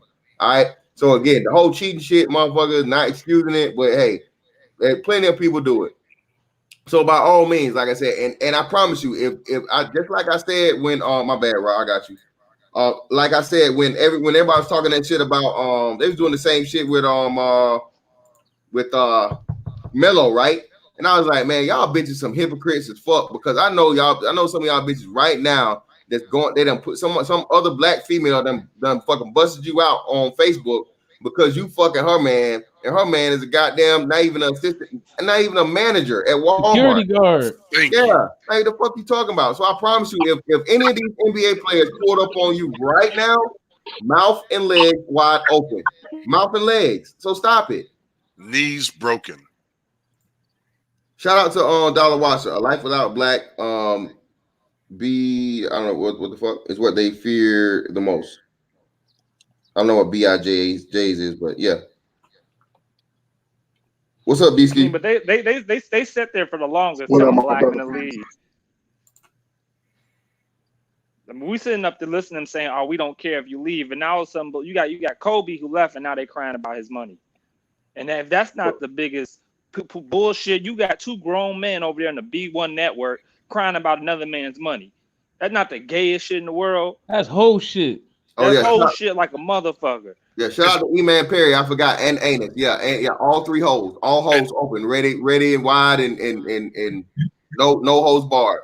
Any of these motherfuckers, niggas that don't got no goddamn money at all, crying about what's gonna happen to another man's money before he even laid into the ground. Like let me go in real quick for 30 seconds, and then I'm gonna sit back and listen. Hey, hold on, real quick, DSky, you got some your shit's distorted, bro. You coming in? Can I say something for Disky real fast? Yo, yeah. And let me say this, brothers. Let me say this. You know, I was listening to that big one bullshit this morning, and it pissed me the fuck off. I don't care if I could turn a screwdriver real good, play basketball, drive real good. You don't get to determine who I'm gonna date. You just don't. Who the fuck is you? First of all, these black women on this motherfucking panels and shit, they don't even agree with Struggle Love. Was they in the gym where he was shooting 1,000 jump shots? Hell no. You don't get to determine who the fuck he go with. It's not your option. It's not your call. You wasn't in the gym with him. You wasn't All-American. You wasn't root with him. You got on his bandwagon when he joined the Lakers. Who are you to determine what the fuck he do? Because they think that you belong to them. Them hoes actually believe that the black man belongs wholesale to them. And if niggas don't get that by now, it's like, God damn. SKC, 80% of NBA players marry black women, but that don't mean they go give their money to some YMCA in the inner city. That shit ain't happening either. You gonna stay with your social class. It's unfortunate. It's wrong, but it's a part of life. Kobe spoke 11 languages. You think he want a chick who talking about, I ain't the type of bitch who do this? Hell no. He gonna get him an international motherfucker. You speaking that Italian bullshit. I'm just saying, he was on a different level, a different plane from some inner city hood rat. He's not finna date that shit. He ain't want to date Brandy like that. Yo, but these niggas don't know shit about diplomacy. They don't know shit about economics. They don't know shit about politics. They want us to pick our women the same way they pick policies. They want want a nigga that they'd rather have Kobe be with a black woman and not do shit for a black community, and they would And now praise let's him look for at the that. elephant. But Let's look at the elephant in the room. The elephant in the room is if you a woman and you pick somebody who's singing on stage with his brothers who are all American in the NBA, you're gonna have to accept the fact that he's gonna get some other pussy. Right? Yeah. Other more women are more docile in situations. They understand they role in more situations. I don't need nobody who creating a stinker. This dude is an all-American. He's gonna screw who he wants to. He's gonna do what he wants to do. That's what they do. You don't get to decide what a man do once he reached that level of success in a capitalistic society. It don't work like that. I'm sorry. Man, you don't get to determine what a man does, regardless of whatever status he reaches. That's what I don't get about this whole community type of thinking and all of that, just crazy race junk. It's like, man, how you gonna try to tell a grown man how he should live his life? My issue is this. My issue is more visceral. My issue is more visceral. Even worse than that. Who are you to fucking decide what he do with his fucking money? You didn't have to earn that shit. You're all right. You're both right. You're all right. But my issue is a little bit more visceral. This dude, look, they didn't recover the body of him and his daughter. Oh my God! They started talking shit. Yeah, that's so insensitive to get some views. You gonna sit up there and talk about look at where his money going to community. Where your money going, motherfucker? Where you spending your money at? Are you spending your money with Negroes? No, you in Mexico some motherfucking well. Get the fuck out. And repeat that one more time, Judge Dilla, because that needs to be repeated, man. They didn't even wait for his body, his body and his daughter's body to be fucking recovered before they started talking. Holler at the corner first? Can he holler at the corner before you go in on him? Damn. You know, look, the tragedy is just look. I am a person who believes that most entertainment, specifically sports, does not push forward the human endeavor. Right? It's just putting the ball in a metal ring. Okay, but that being said, right? The tragedy. So the loss of Kobe is a tragedy for an example given to black men, black people, the people across the world, right? Not even just black men and black, but that example is necessary. But the tragedy is here that children lost their father and their daughter. He has a daughter that will never know him. Never know him. Yeah, that's fucked up. Never. She'll know of him, but she will never know him. And Zilla, his wife lost a husband. His parents lost a son. Hey Zilla, let's keep this a buck. I've been following All Americans since 30 years ago, brother. I've been watching them since when Paul Pierce and all of them was All Americans at the same time where Kobe was, Jerry Stackhouse and all them cats. I've been watching them since then. The only connection Kobe Bryant had to the black community was hip hop because he was already popular. So when he jumped in the hip hop game, that's when he started wearing his hat backwards and swinging it off to the side and all that. But he wasn't really no inner city Negro. You can't expect him to move on a level of an inner city Negro and he all in Italy knowing 6 or 7 languages. Who are you to sit up and try to tell this man who to be or what he should funnel his money at? That's the ultimate pocket watching, and that shit was very disturbing this morning. Because the way they're viewing this Kobe situation, the way they're talking about this situation, just goes to show how they view black men as nothing but the ultimate tool. We are just tools to them, and their anger is because they get angry when one of their tools is not doing what they think it should do. They don't even care about this man's family. They don't care about nothing that's going on. Like all they care about is a tool went rogue and they couldn't keep him under control. Now the fruits of that tool is not going to be in their control. That's all they care about. Wait, but they were able to take a so-called extension of ADOS and elevate him at the LA Coliseum. You know what, brothers? You know what I liken this shit to? I liken this to 2 squirrels getting ready for the winter. One of them didn't save his nuts. The other one did. So the other squirrel sitting there hungry like, man, why don't you share some of your shit with me? Well, where was you at when he was shooting 1,000 jump shots? If the black community won't help so bad, and we put in the work that Kobe put in to be who he is and on the basketball level, we would need motherfuckers who got money to do shit for us. We can't wait till somebody else gets some money and then say they determine how much they should give us. These hoes these If hoes you want think, to be if you saved think, if because you think, 70% if of B1 cats think that Nipsey Hussle did more for the community than Kobe Bryant, you were out of your goddamn Oh my motherfucking God! I mind. mean, fuck, Well, okay, fucking okay. Judge Zilla, fucking Jesus Christ, bruh. That's what would be one of the things I talk about today in the video I drop later, bro. Again, Well, these are motherfuckers that because and why? Because Nipsey was on some nigga shit, and Nipsey wasn't even fucking. He wasn't even quote unquote ADOS, but these same black this, black whatever. Halfway in, halfway out. Yeah. Praise this motherfucking foreign dude. Go ahead, Archer. But Nipsey did for the community what they value. He made their pussy wet and he validated them. So that was what they value in community service. So yes, he did do more for the community than Kobe, according to their standards. Because he allowed them to fucking silk screen their dead homies on their fucking shirts. Come on, man. In the music videos and twerk. Yeah. Real quick, let me get this. Appreciate your Razor quadruple 6, bro, for the $10 super chat. I keep saying chat. They're angry because Kobe has a net worth of $700 million and Kobe Inc. has $200 billion in assets that will never go back to the community and waste it on weaves, tats, ass implants, and Popeye chicken sandwiches. It was never going to go there to begin with. Yeah, it was never going there to begin with. There was none of that money that was earmarked or directed to go back to Roscoe's Chicken and Weave Shop. Yo, can I say something positive about Kobe? I remember when his court case first started with the allegations. Most players fall when they stats and stuff fall off when they're going through problems. Not Kobe. That's when he start reverse dunk layup on people putting the ball behind his back. Because I was watching all them highlights like, are you sure this guy's in court right now? He flying on people. I'm like, who does that? Dude, the dude had the mentality to block all that stuff out and to focus on a specific goal at any point.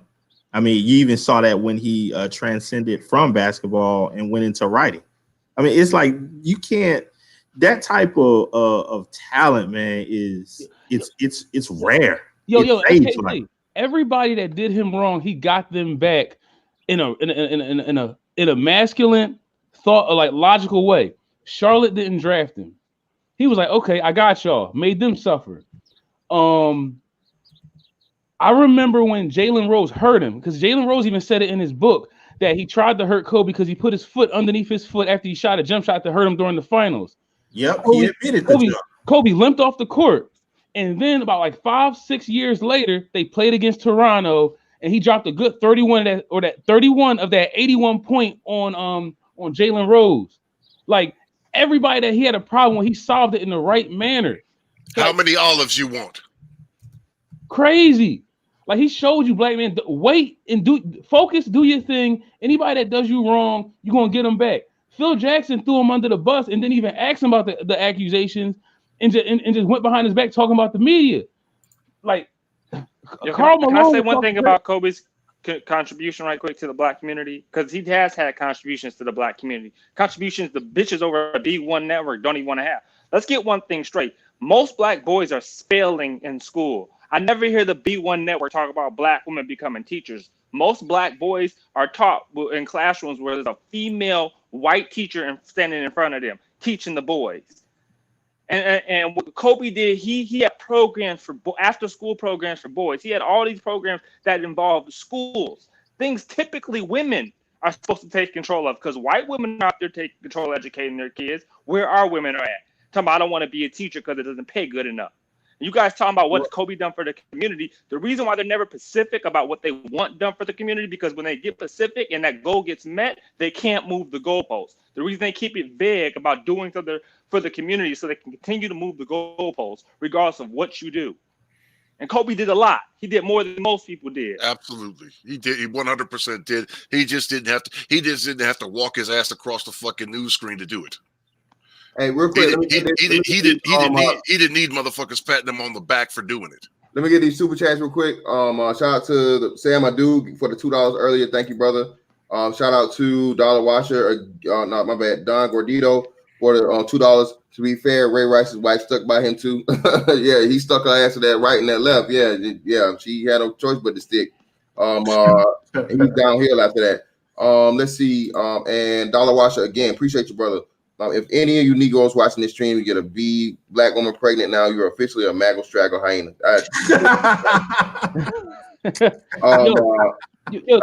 Rob, you there, Rob? L, are you there, bro? You've been muted for a minute. I brought you up. You good, Rob? Yeah. You ready? Yeah, I'm here. Go ahead, man. It's on you, fam. Peace, everybody. First of all, let me say, man, rest in peace to Kobe and everybody that was on that helicopter, man.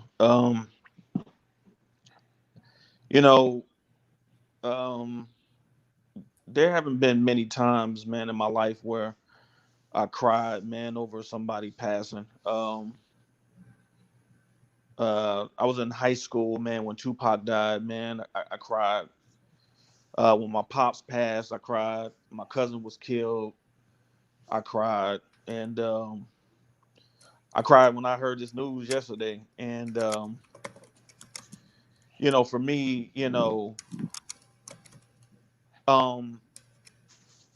it's funny, man. It's like when Kobe first came in the league, man, I loved him. And, when I became a real big fan of, obviously they were having their battles with each other. So I didn't like, LA or whatever, but it was strictly on some basketball shit. It wasn't like, I just, I didn't like him personally. And so, but in these last, I think since probably the Olympics of 2008, I came back around to Kobe. And these last few years before he retired, I really had an appreciation for him. Because if you know anything about, like, somebody being great at their craft, like you knew Kobe was great. I mean, there was no denying that shit. No matter how much you didn't like him, no matter if you wasn't a fan of his, if he wasn't your favorite player. And I just think that this whole ordeal, man, is just really showing, man, that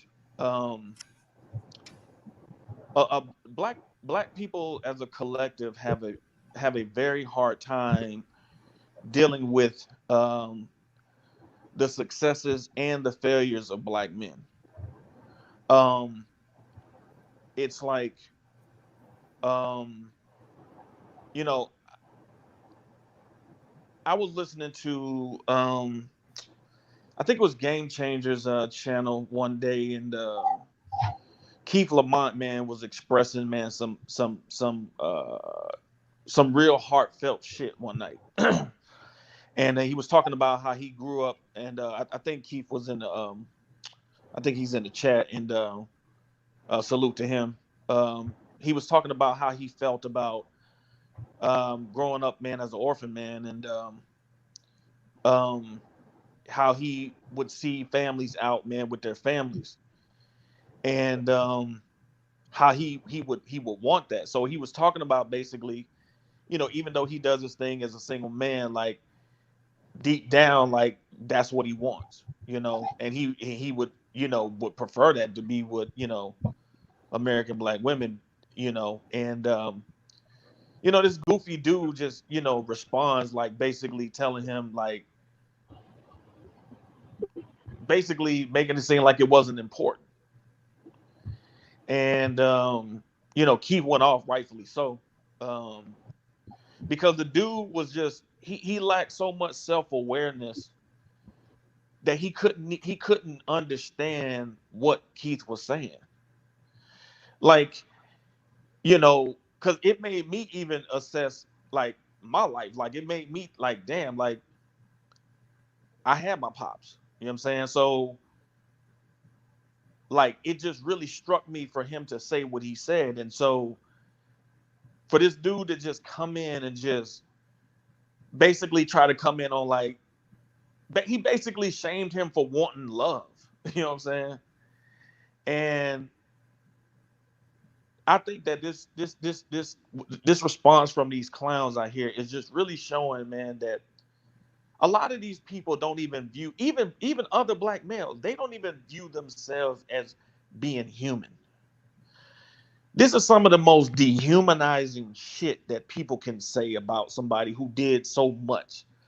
And I really believe, man, that this is just to me, this is just an extension of this educated lane concept, because Kobe to me represent, he wanted to me not fit in, but he wanted to show people he belonged. You know what I'm saying? That's why he worked so hard. You know what I'm saying? And a lot of people, man, really, because I remember when he first came in the league, you know what I'm saying? And a lot of people, they had this mentality that Kobe wasn't authentically black because he didn't have the hood experience. And so he was trying to in his profession show, like, man, I belong here. And, you know, a lot of people, man, you know, shunned him, you know, and for him to go and achieve what he achieved, man, under those circumstances, because I've been to a black college before. I went to Clark, Atlanta for one semester. And when I talked to a lot of the black people, male or female, who came from affluent black families, because when you go to like black colleges, a lot of times you'll come across black students who come from affluent black families. And one of the main reasons why they said they came to a black college was to get the black experience. And so I'm realizing now that a lot of successful black people are really feeling guilty for not struggling in life, like for having a 2-parent home, quality parents who set you up for success.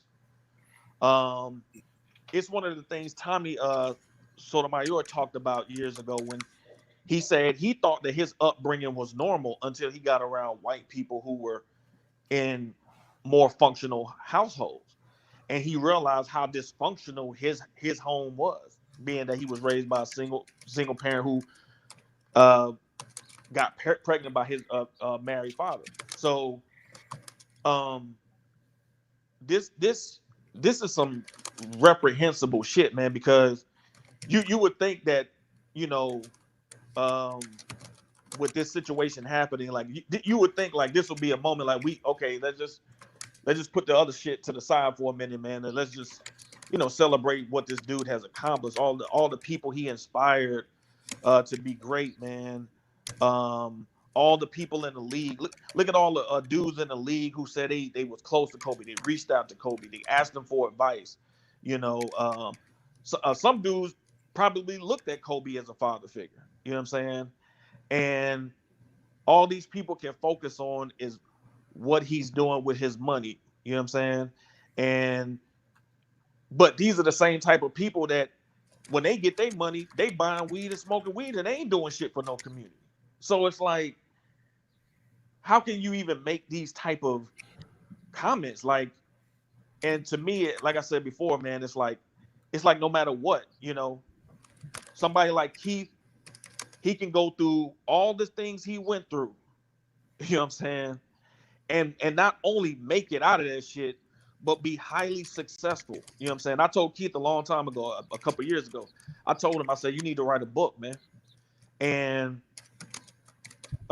you know, he kind of laughed about it or whatever, but I was serious, you know, because for him to battle through what he battled through, like, he should have black women in America beating down his door for showing that type of resolve. You know what I'm saying? And like he said, man, black people either want you to be, it's like you got two categories as a black man. You either you lame as fuck or you a thug. And he always says, like, what about the in between? There's a gray area for black men to exist in. And it's like, no matter what you do, it's like, I remember when Polite was saying years ago, when I think his mom and dad had died, like, well, his mom had passed, or his dad passed. I can't remember how it was, but he was basically homeless.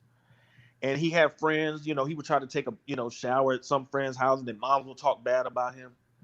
And then so when he started selling drugs, he said people was, talking bad about him. And he was like, but y'all ain't trying to help me though. You talking bad about me for selling drugs, but you're not trying to help me at the same time. And this is why a lot of black men walk away from the black community pissed the fuck off.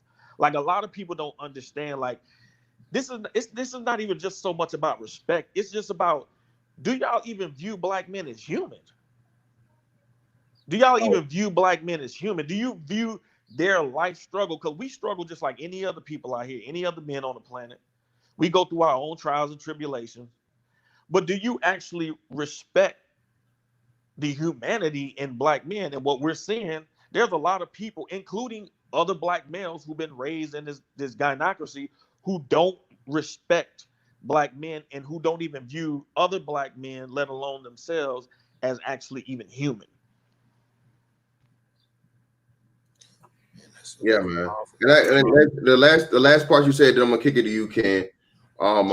Again, for whatever reason, and this is a major part of, again, that we weren't taught, and now we understand and can point out, is that in a matriarchy and a gynocracy, the women define masculinity, and that in itself is it's a fallacy, it's an impossibility.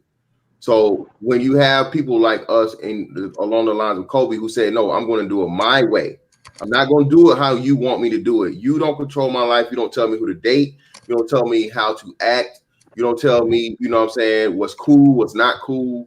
Again, a man makes his own fucking way, bro. And if you don't like me, you're lost. And that's what we're out here in this new black thinking man's these black thinking man spaces, letting these black chicks know, like, look, it ain't supposed to be where, like I said, I'm doing any and everything for your approval and changing my persona and dumbing myself down. Because I think and we have to have a talk about that too, man. And a lot of you brothers, especially SKC, Judge, Rod, everyone, right? How many times you had to dumb yourself down in the black experience? Oh, you talk too proper. Oh, you think you smart. Oh, this, oh that, oh that. And it's like, huh? Too many. How discouraging that is, and how like counterproductive that is for, again, you to feel like you cannot show your intelligence, because again, I say again, they tell you this even in the 48 Laws of Power. You have to play dumber than your mark. And it's like you're always in this power struggle in the black community, because if you show your intelligence, the hive is like the hive rejecting the queen. Y'all ever seen one of them videos where like the hive turns on the queen? Yep, and they kill her. Yeah, niggas pile. They do it and because they can't sting her, but what they do is they pile on her and they bite her and they swarm and they overheat. They overheat the queen to the point of where she dies. So, and that's what happens for a black man in when you show intelligence, when you show discipline, when you show principle, when you show all of the things that are supposed to be that are masculine. Because again, masculinity is a virus to the gynocracy. It is bacteria. It is bad bacteria to the gynocracy that it's going to attack to try to expel from the body. My bad. Hey, go ahead, bro. Hey, thanks, bro. First, let me say this. Obviously, everybody's is really sad. The situation. I mean, I'm just heartbroken, especially since Kobe, his daughter, and all the other people that that lost their lives yesterday. I want to come from a different perspective. I wasn't a Kobe fan. Key word wasn't. I'm a big time Michael Jordan fan, and all throughout his career, I had the back and forth with a bunch of Kobe fans. Me growing up in LA, having that conversation, about he was on Jordan's heels. I gotta say it, man. I mean, at some point, he at first it was a joke, but at some point it got to the point to where he had to be respected. And as his career progressed, especially toward the end of his career, I became a Kobe fan. I became a Kobe fan because of the way he carried himself, and I have to respect. Yesterday in your chat, I was posting some memories that I had about Kobe. One was, when he was in that practice with Nick Young, and we were going back and forth. and he was trash talking him and stuff like that. I said, this is a man right here. This is a man, you know. And he's showing these younger dudes this is how you get it done. You know, he said something like, I'm glad I'm back. You know, this is no wonder why you guys is sucking or whatever. All the stuff he was saying to me, he was a man. You know, I wanted to segue into the main reason why I wanted to chime in. I didn't listen to whatever they were talking about as far as I missed it, but I'm listening to what you guys are saying.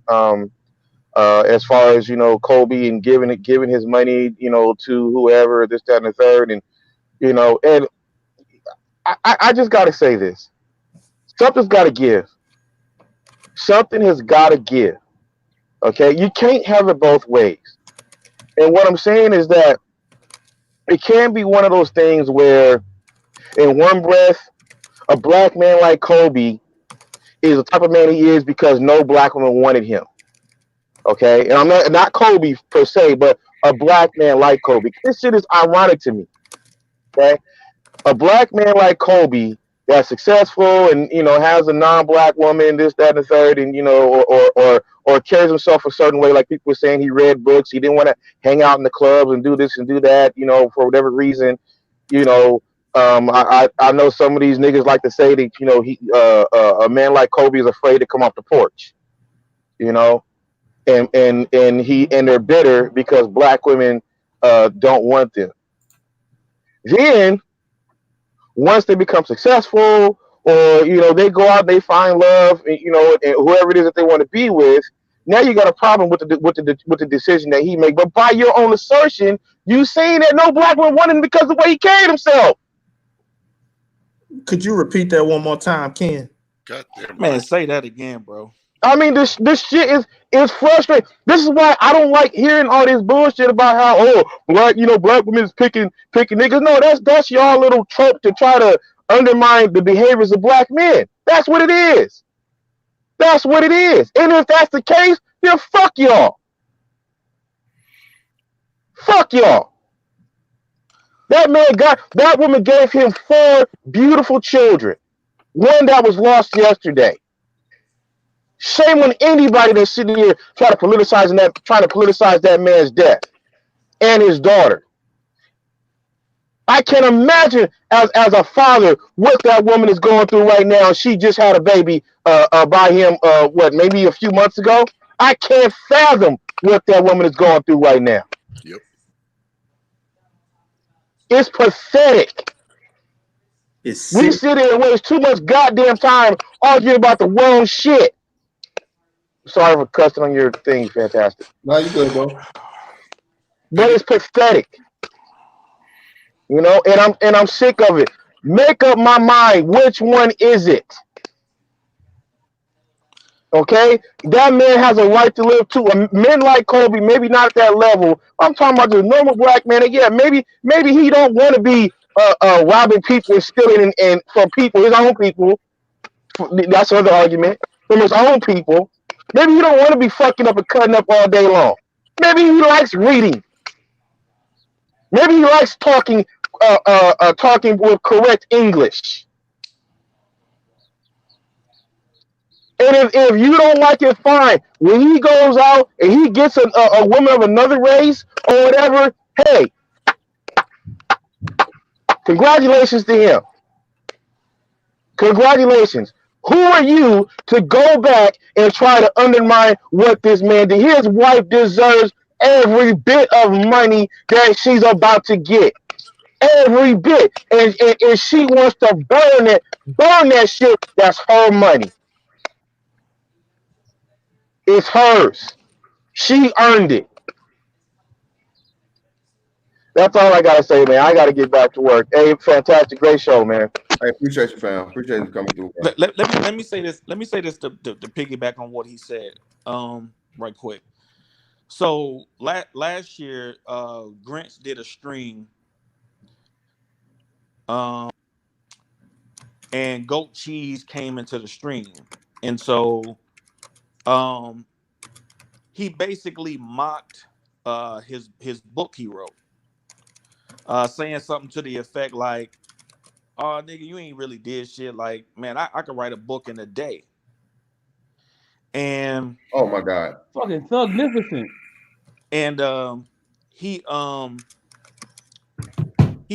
mocked Grinch by calling him an orphan, because Grinch has also shared stuff that he has gone through.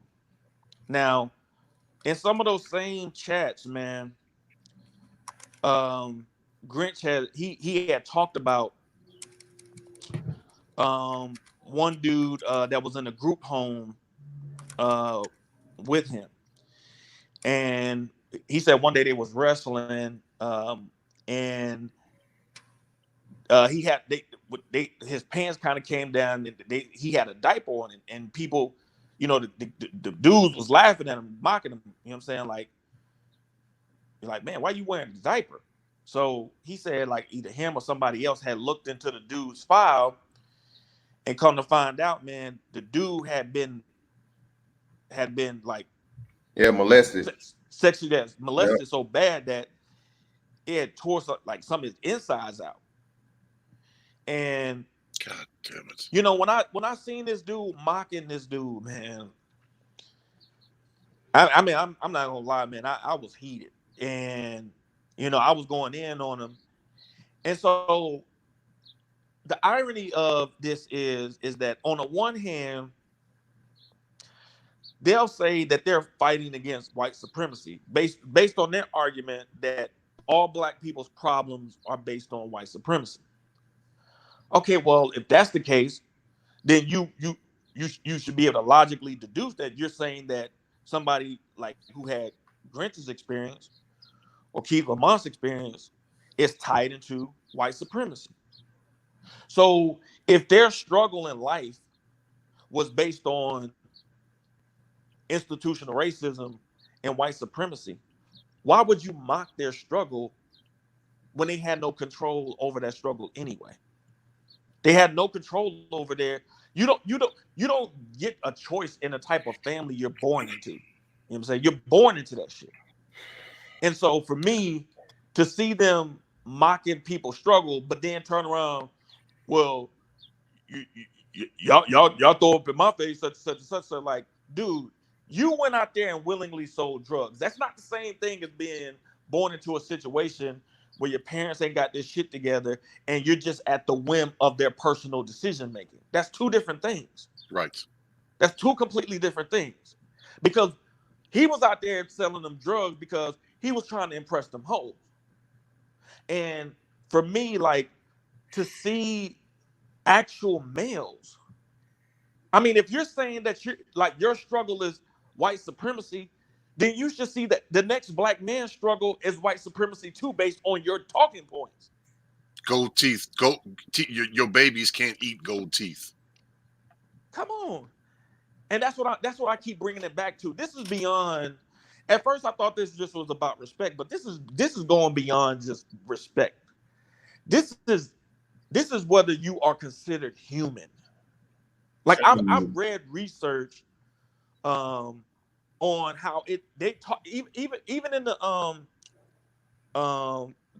healthcare industry, they talk about how from a psychological standpoint, black men are not, like, if we get angry, it's overly magnified. Like, people just get all super scared, and it's like people don't give us in general the ability to just express human emotion without getting all twisted and out of shape. So a lot of times black men hold shit in and hold shit in and hold shit in. When everybody else get to express shit, when these white boys shoot up some shit and go fuck up some shit, one of the first things they looking at, well, what kind of home did he grow up in? They don't do that shit for black men.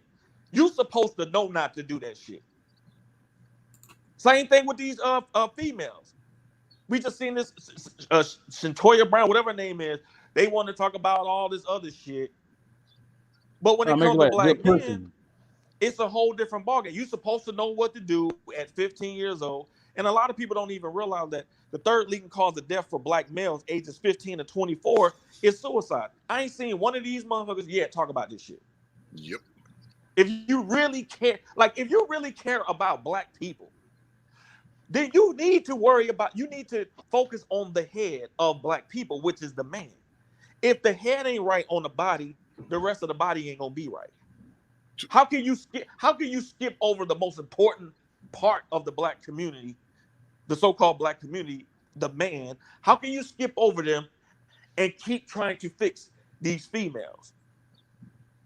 And it's like I said, man, this is a human issue, and what we're seeing, because these people don't even realize how much they're embarrassing themselves.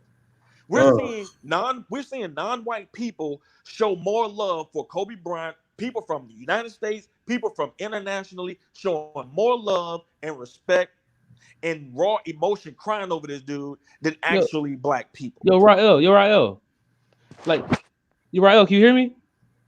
Yeah, I hear you. Like I said this before, and I want to say it again because I kind of want to cement this. He was being interviewed by millions, by millions of Chinese people in China, and they were sitting there on their knees and on chairs with their notepads out, listening to a black man from America talk about discipline. Now, we all watched the movie Inception. Now, I do believe black men put too much effort into sports, but when you put ideas in children's heads that it's okay for a black man to teach me something, and they're from all the way across the world, that has to help us. And he's doing it in a positive light. Like, they are the next hegemonic power that's coming out, and that was a beautiful thing that he did. And the fact that the man can't rest in peace before he even put in the ground shows a lot of our people ain't ready at all. Well, Aegon, I think one of the major reasons why a lot of people within the community cannot even fathom just giving Kobe his due is because they know that he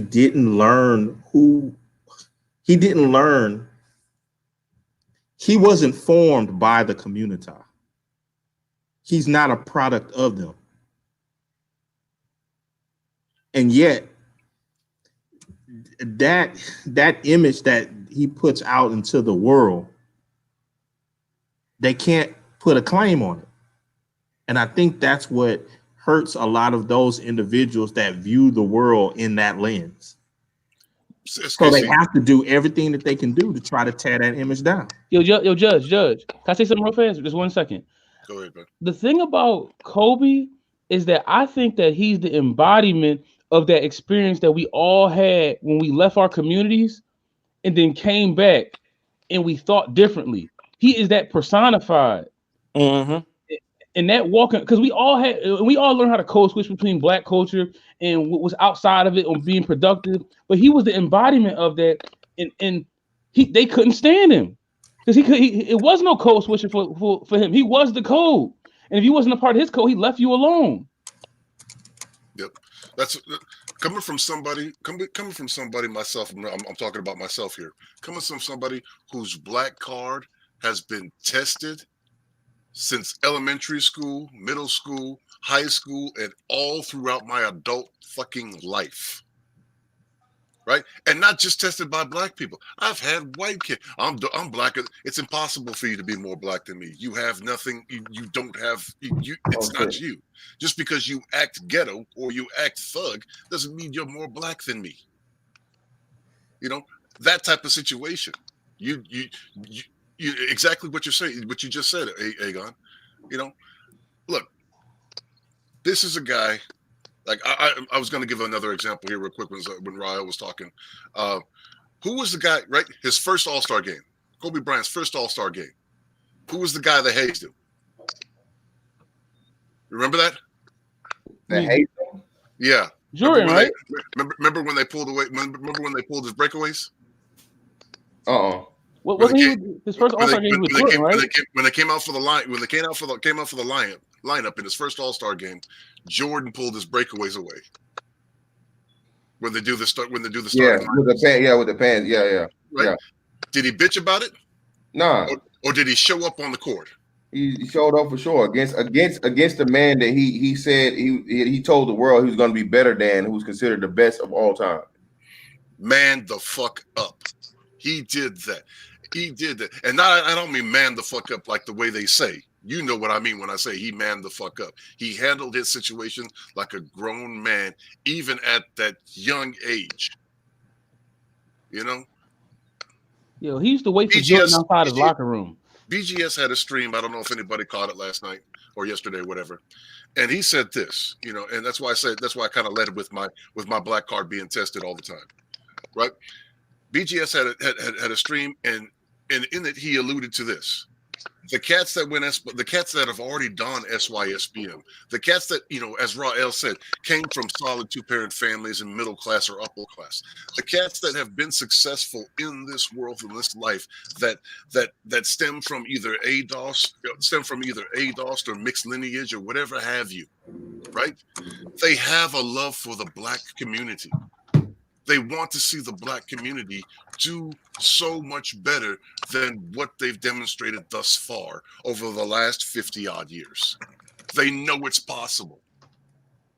The impediment to that is agreed upon by every one of those who's done successful, is that if you wallow within this misery, you give yourself excuses for failure. Hey, shout out to Kai Laws. Thank God that thing didn't crash into someone's house or a school or something. Not that it will make the situation any better. Yeah, man. Helicopters are. It's hard for me to explain to people that have never flown or don't work on fucking Western or don't have a understanding of like aircraft and shit. Helicopters are not like I said, it's not like fixed wing aircraft. It's not like fucking airplanes. It's totally different. So, like I said, more lonely than not, they got this shit called like auto rotation, right? To where pretty much like even if you crash land, you crash land in a way to where like you pretty much like try and float down to the ground as near as possible. From what I'm hearing, more likely than not, they actually hit like rocks and shit. If you hit anything though, versus like falling from the air, if you hit anything in the helicopter, it's like done deal, bro. And another thing too, bro. There is no jumping out of a moving helicopter. You're gonna die. You're gonna get caught up in the fucking rotors and you're gonna get chopped the fuck up and you're gonna die. So it ain't like an airplane where they say, oh well, can you guys hear me? Shit like that. No, that's just not an option, bro. And the helicopter crash, you're pretty bad. Well, we got Art in the building. What's going on with you, Art? Hey, what's going on, fam? Good morning to the brothers on the panel in the chat. Yeah, but I just wanted to put something quick out there because I did a panel too yesterday, and there is a focus about you borging pretty bad, man. Art, we can't hear you, Art. Can you hear me? I can hear you now. Yeah, I can hear you perfectly now. All right, I had to walk out my class. It's about the legacy. Like I think that the part that he's supposed to leave behind is legacy, because the fact that he had a work ethic, he was able to do things beyond what was expected. That's what made him great. And I'm noticing that a lot of them, like him, or Bill Cosby or Morgan Freeman, any of these people, usually their legacy is always somewhat tarnished or people are trying to tarnish it. So you best believe there's probably going to be something on Oprah Winfrey's desk on trying to diminish his value to us. So it's best to really just reflect his work ethic, because the money is not going to be an issue, because if you make your money, it goes to wherever you want it to go. The main thing is that legacy is the one that keeps the community alive. That's all I needed to say, y'all. So y'all carry on. I'm about to go back to work, and appreciate you guys. No problem. Let me come in on that as well. I noticed with a lot of black people, there's this thing that's been bandied about for about 3 or 4 years now. I'm hearing a lot of black people talk about generational wealth. And so it's funny, man, because most of these people that talk about generational wealth are pretty much late to the party.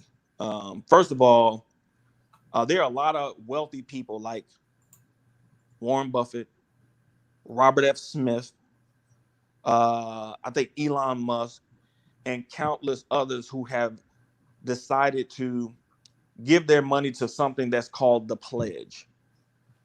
The pledge is basically Warren Buffett is basically I think he's going to give most of his money to this concept, which I think it's going to the Gates Foundation. Basically, they're instead of leaving all this money to their children,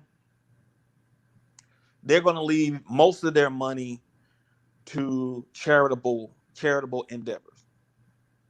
Because what a lot of wealthy people have seen, if you do the numbers, when wealth is transferred to one generation to the next, over 60% of it is lost due to incompetent people. When you get to the third generation, it's in the 70 percentile range. So a lot of these people don't want their money to be squandered by children who just don't know what the hell they're doing, have no business sense to grow the money or to make the money last in terms of charitable endeavor. So what they decide to do is put their money in this bigger pot called the pledge for their charitable endeavor. So all these people that's talking about generational wealth and talking about, well, if his money is going to a non-black, it's going out the black community, you're already late, because these wealthy people have already seen that that's not the best way to move forward in terms of legacy, by leaving a child or children a whole bunch of money to fight over. So I've said this, I've talked about this book before on different streams, and it's called Kids, Wealth, and Consequences. If you're business minded, or if you plan on leaving money to your children, I think it's a great book. You should read it, because people don't understand that you can ruin a child, even as an adult, if you leave them a lot of money. Like, you can't leave a 25-year-old $1 billion. Like, you will kill them. Yeah, you give them no reason to have because they don't understand, huh?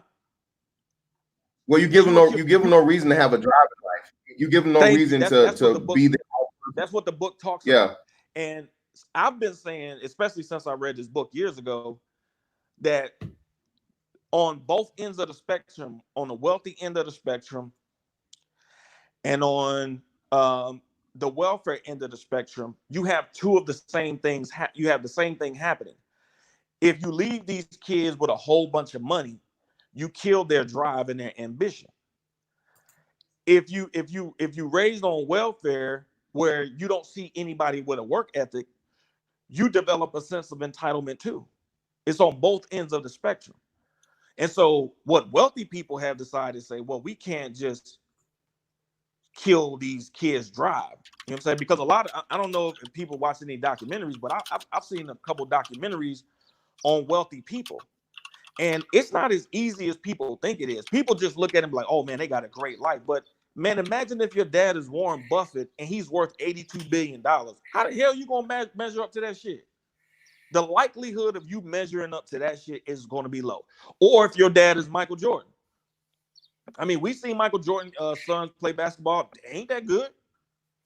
But guess what? I'm pretty sure they was hearing all their life, man, you're going to be as good as your dad. You know, let's see what you can do. Because people were expecting to see the next act. And they couldn't live up to that shit. This is like that in a lot of wealthy families. This is why a lot of wealthy kids go to drugs. A lot of them, man, ODing on drugs, dying and shit, committing suicide. People think just like kids of wealthy people just got it great. Like, no, it's one thing to be when people expect you to lose. It's another thing when people expect you to win. And so there's a lot of pressure with that. And so a lot of these people, when they're talking about generational wealth, they haven't read one business book. They don't understand anything about business whatsoever. They're just talking some shit that they heard from somebody else. They heard Jay-Z say something about generational wealth, or a celebrity say something about it. And now it sounds good, but when you really look at their actions, they ain't made one decision to go into that direction of actually creating wealth. Because when you go into the direction of creating wealth, it takes a whole bunch of discipline. It takes a whole bunch of discipline. You're right. And most of these people don't have that type of discipline to create wealth or generate wealth. Right, and to piggyback on what you just said right there, generational wealth starts in with people, because people are the real money. So if you're not like the Chinese do, if you're not developing the children to think a certain type of way, you just giving them bread, you are basically just killing them.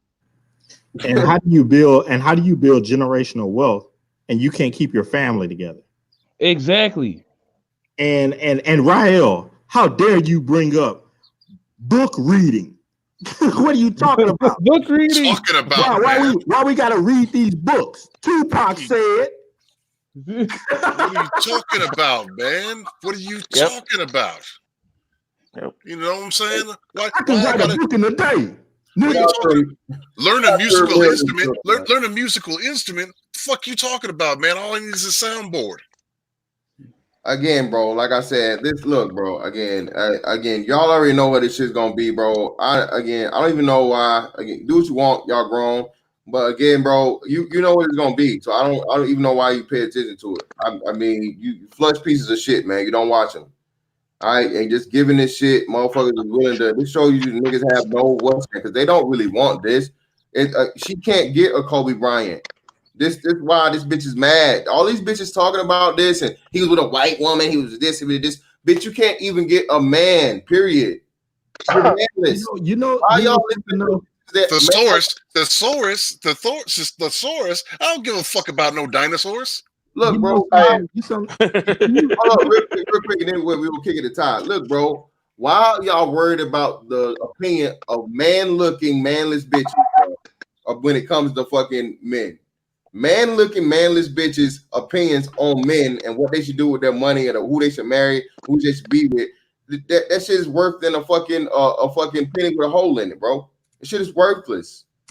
All right, stop, y'all gotta stop entertaining this shit. That's the only way it's gonna die out. Because even going there to listen to the shit and so on and so forth and getting a back and forth, these are motherfuckers that doing like this is like shot and jock bullshit. The same shit they claim other motherfuckers do.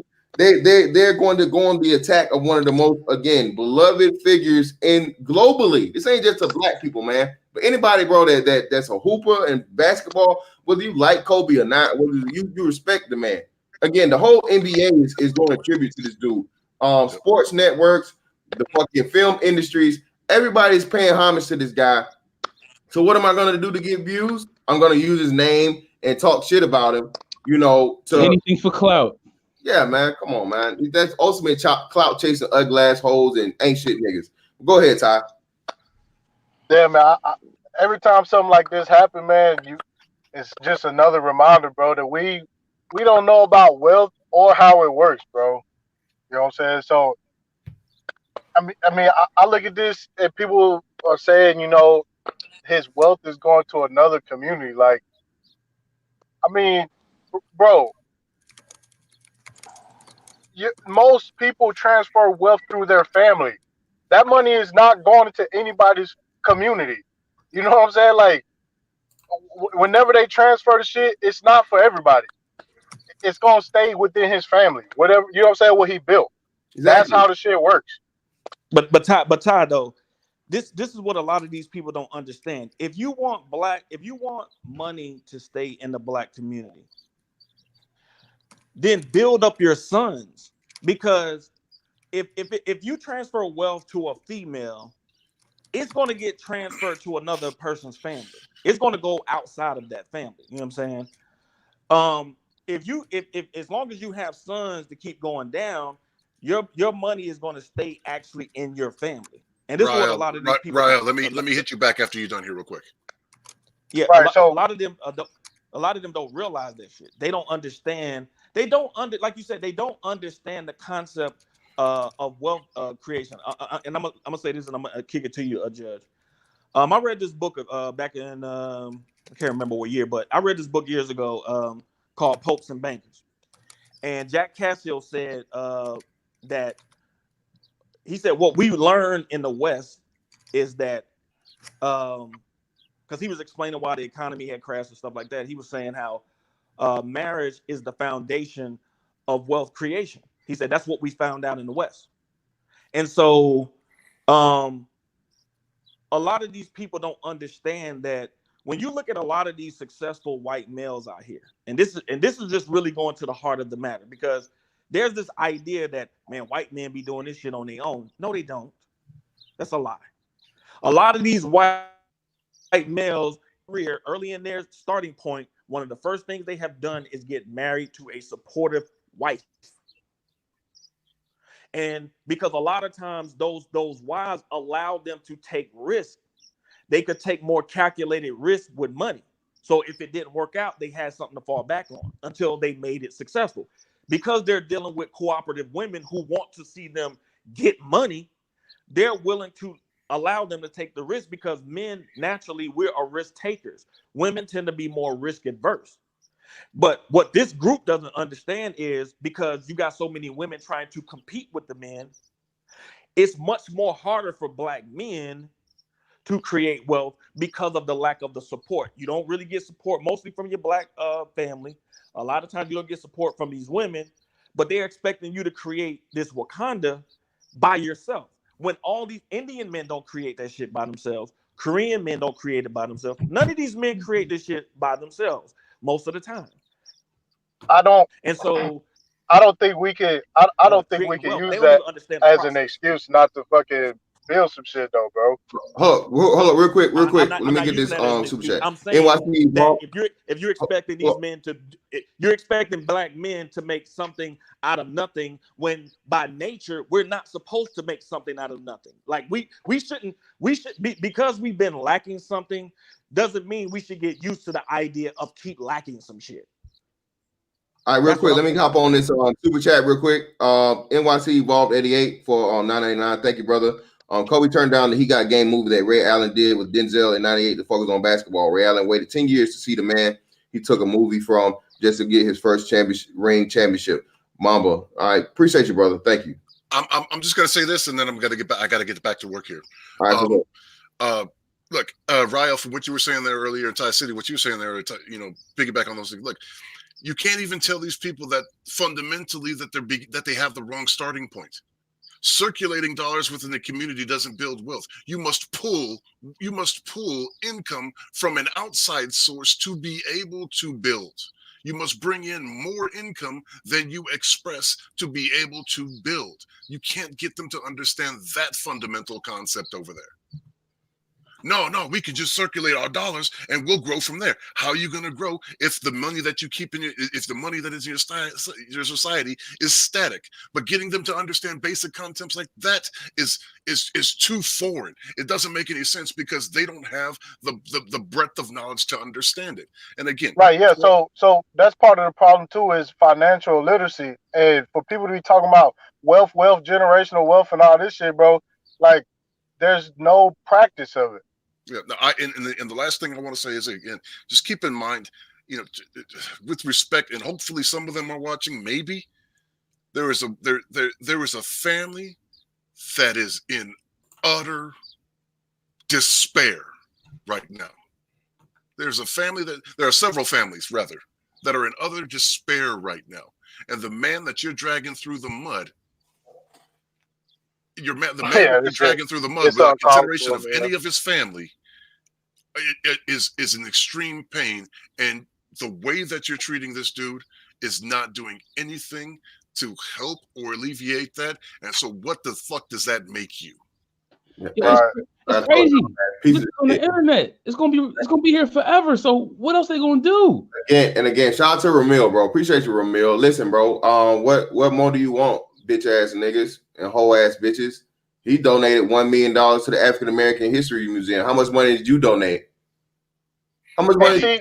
Not a Taco Bell gift card. But look, wait. I'm gonna add to that, bro, because I was on another panel and I told them that he is not of the Black community. Like, he grew up with an international mind state. He's not owed anything to us.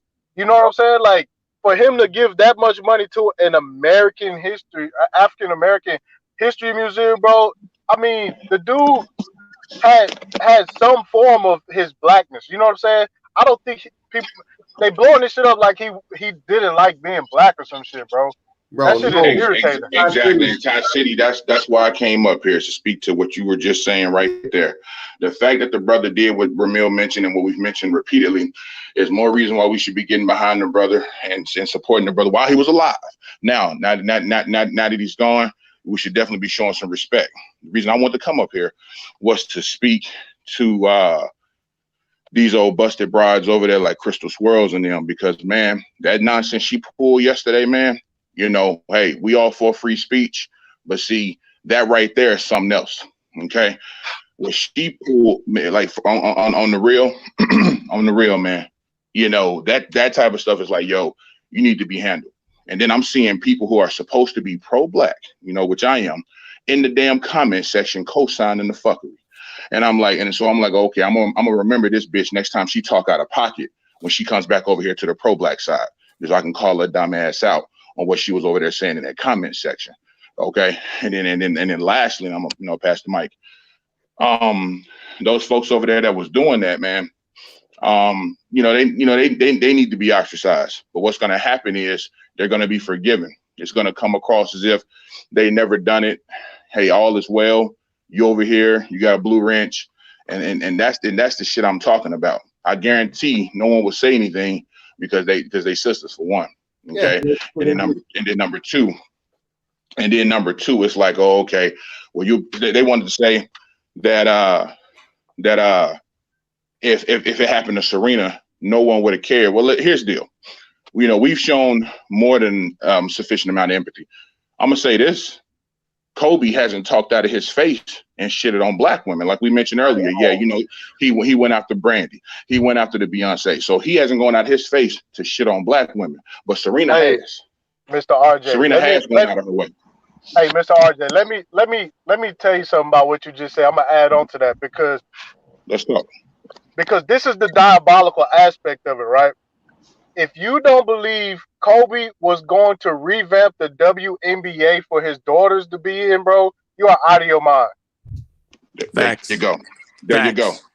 Thinking for the future. There you go, brother. There you go. That's a great point. When you hear these people talk about Kobe and women and stuff, bro, it's just like, do you think he would have let his daughter go into a fucked up WNBA, bro? He probably would have been like the biggest fighter for female athletic that they would have had. He probably have made the women. I mean, don't Kobe only got one son, and that's his newborn? Like the twins? He got all daughters. Girls. Okay, so he got all daughters. So we already know what I say when it comes to dudes with daughters. We know they're gonna cape for their daughters, and they always look at the world through their daughters. So that applies to Kobe Bryant too. And I'm not gonna take over the mic or anything. I only can be on here for a second. Just to piggyback on what RJ said too, and what Ty said is a lot of folks are very short-sighted. These people are, what can you do for me? And outside of that, you have no value. Whatever, and here's the thing that a lot of people got to understand is there's pro-blacks. There are people that are legitimately pro-black, and then you got a lot of fake folks where they're pro themselves and they hide behind pro-black ideology. Majority you have it in every acronym. They hide behind, like most women are pro-black because they're pro-dick policing and finding a way to keep black men in the thing. Most black women are pro-ADOS, but most black women are ADOS because it allows them to dick police motherfuckers from dating non-American black women. So remember that when because think about it. You said Crystal Swirls. So this is a woman, right, that has in her name swirling, but she got a problem with Kobe. Just think about that. We're not talking about no chick like Michi X, even though she comes from a biracial thing anyway, or talk about no woman that's actually a black woman that dates black men. This is a woman that actually swirls and identifies with that, saying crazy shit about Kobe. Think about that for a second. Well, I told you, man, that's just because these motherfuckers are desperate. They'll do anything for the sake of getting fucking YouTube views when no one anything for clout. and watch them, bro. Yeah, so I mean, I'm not really surprised, but and RJ, you were right to look in the comment section because there's a lot of like fantastic. You said about somebody on the other stream. There's a lot of bitch ass motherfuckers that they like to hide in the comment section and thinking motherfuckers ain't screenshotting, motherfuckers don't notice what the fuck they doing, motherfuckers ain't telling people what you said or you were on this shit. I be seeing motherfuckers on these streams all the time, not on the streams as far as like on the panels, but in these chats co-signing fuckery. I mean, at the end of the day, why couldn't you say this shit when he was alive? Why you wait for like that is some of the most bottom feeding, cowardless things that you can do is wait for somebody to die and then start running your fucking mouth. Well, that's makes you look. Most of them are cowards anyway, man. Again, a lot of these are shoulda, coulda, woulda niggas. They can tell everybody they motherfucking Monday morning quarterbacks. They can tell everybody what they should be doing, but they ain't doing shit for themselves. JV All-Americans. The world about fucking dusty niggas, and then they end up with a dusty nigga. I keep telling you, man, these pro-blacks are fucking hypocrites, bro. The shit is a hustle. All of it's fake. Even fucking Brother Polite. Brother Polite came out, the black woman is God, and now you can't catch that nigga with a black woman to save your life. All this shit is a hustle. All of it is to get your fucking money. They don't give a fuck about none of you, none of this bullshit. They just want you to do what you want, do what they want you to do for them. Like you said, fucking Anderson. But shit like this makes it hard to argue that, and that's why it's on people like RJ and people like that. To y'all, like here's the thing, man, RJ, and I'm gonna just say this: motherfuckers don't call that shit out. They don't. They just say, "Oh, I see it," but I'm act like I don't. The real problem is no. He's talking about what he's saying is he's saying other pro blacks don't call it out. So I'm saying since I came from that sector, you better believe I will, because a lot of them brothers in that comment section. Don't bring your dumb ass back around here in this chat, man. But RJ, you won. I'm talking about at the law to aggregate. Like even dudes like Tariq Nasheed and stuff, they're not gonna call that shit out. Jason, but they're gonna get twice, and that's how you know when somebody's really on the fuck shit. Hey, listen, they need the money. You can't call out the fucking black woman because the black woman is gonna lace pockets. That's why the black woman never gets criticized. That's how I know there's all this. Well, that's how you know. It's just like that's how you know who. Yup. That's how you know who owns your nuts. And these will be the same motherfuckers that when I say the black community, the gynocracy, they look at me like I'm fucking retarded. Well, the money is the best direct access to it. Whoever holds the purse is who controls it. And I'll leave it at that. Yo, I'm about to be out. I'm about to go work out. Yo, thanks for having me on. No problem, bro. A sad day for hoopers all around the world. You know what I'm saying? Man. We all grew up like Kobe was basically our Jordan, even if you was against him or not against him.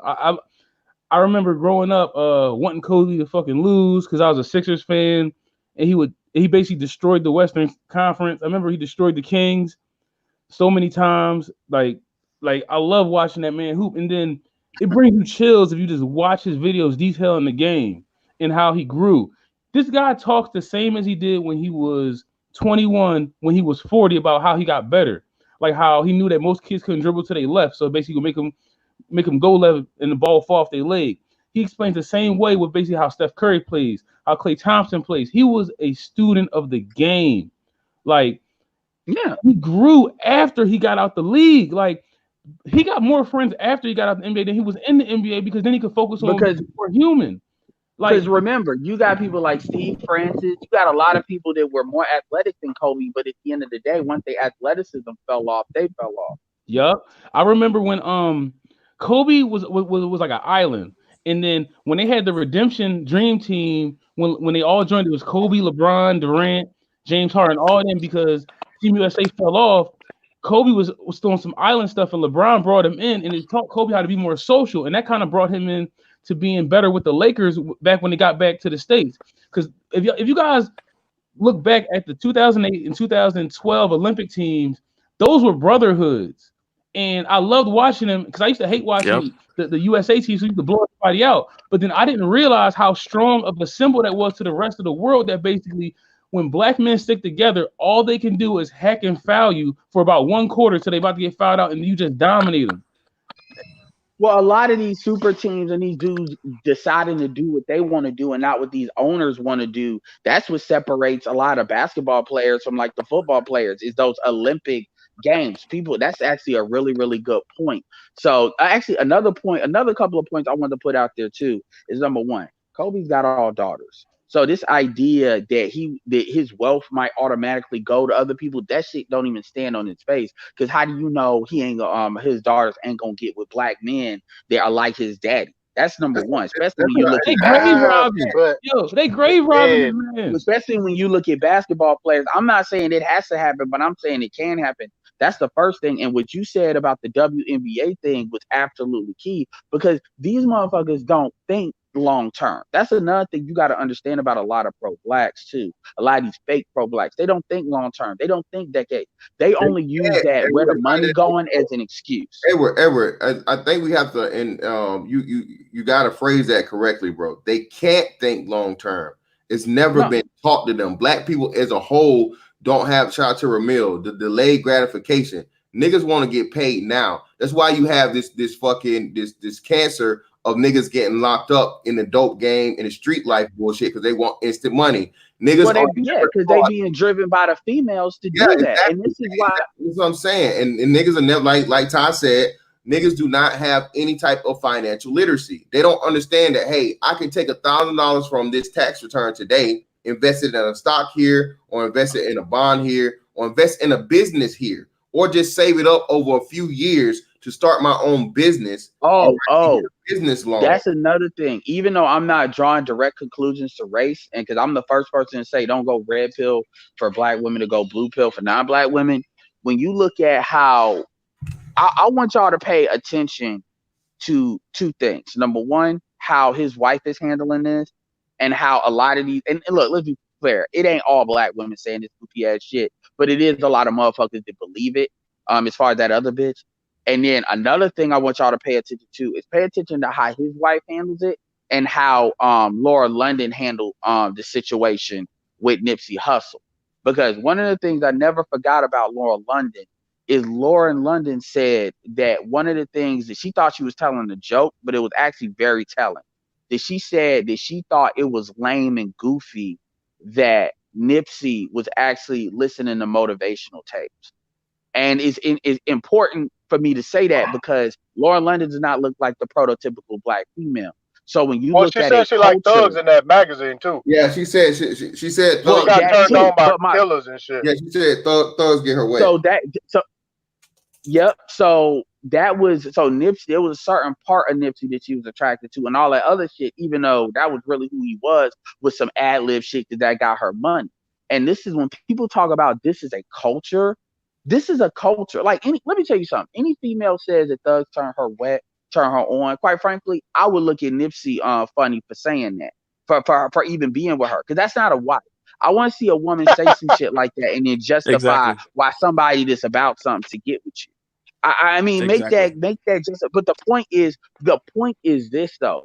Kobe fucked up. Let's not act like Kobe did not fuck up. No, Kobe fucked up bad. And what did his wife do? She stayed. She didn't leave.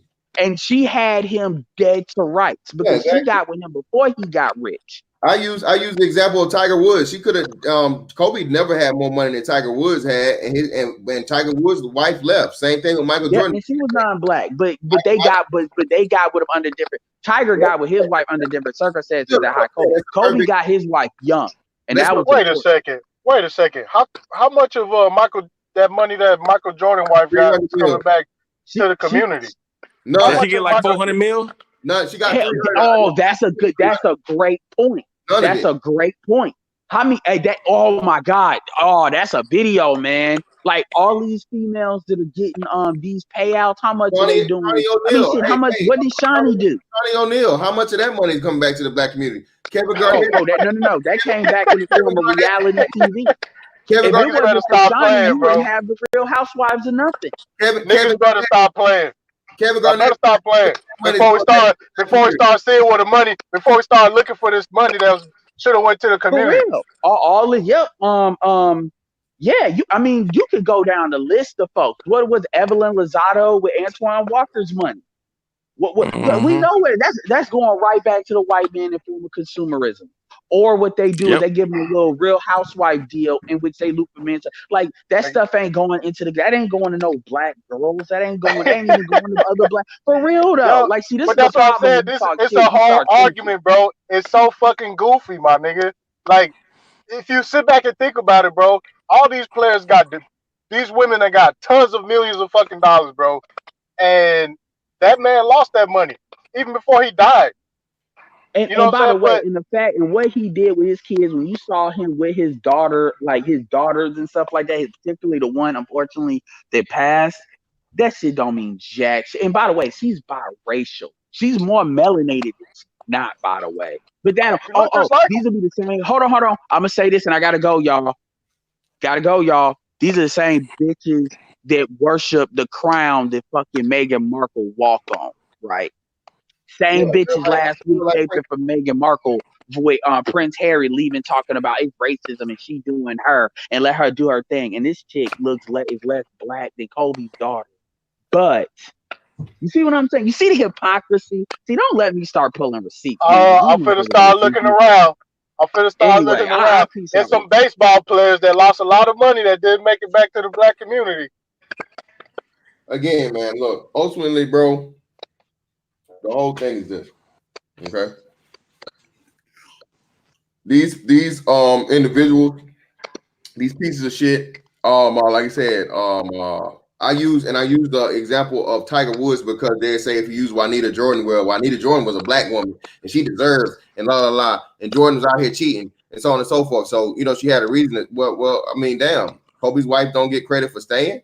Oh, she dumb for staying. She should have left that nigga and took the money. Well, hold on, man. Which is it? It's not like a catch-22 to me. Then with Tiger Woods, like I said, well, Tiger Woods got a white wife. That's why the bitch left him and took his money. Well, hold on, but Kobe, y'all claim Kobe's wife is white, even though she's not. But she stayed. Well, again, man, if you listen to these dumbass niggas long enough, man, and they'll talk themselves into a circle.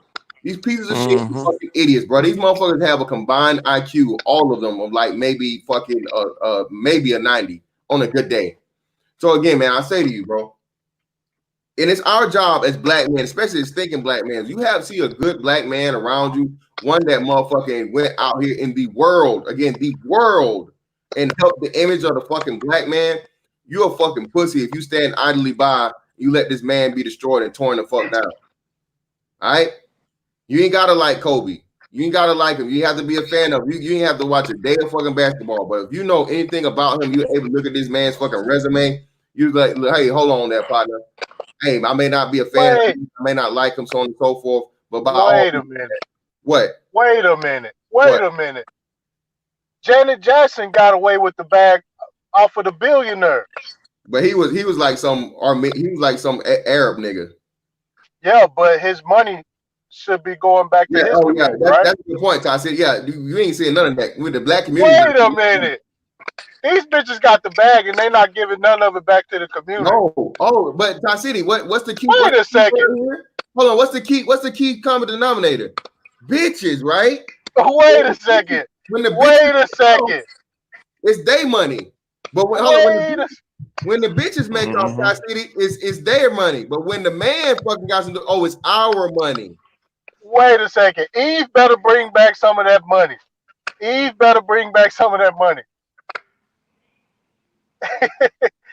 Steven Spielberg wife better bring back some of that money. Not Steven Spielberg. It's the Star Wars guy.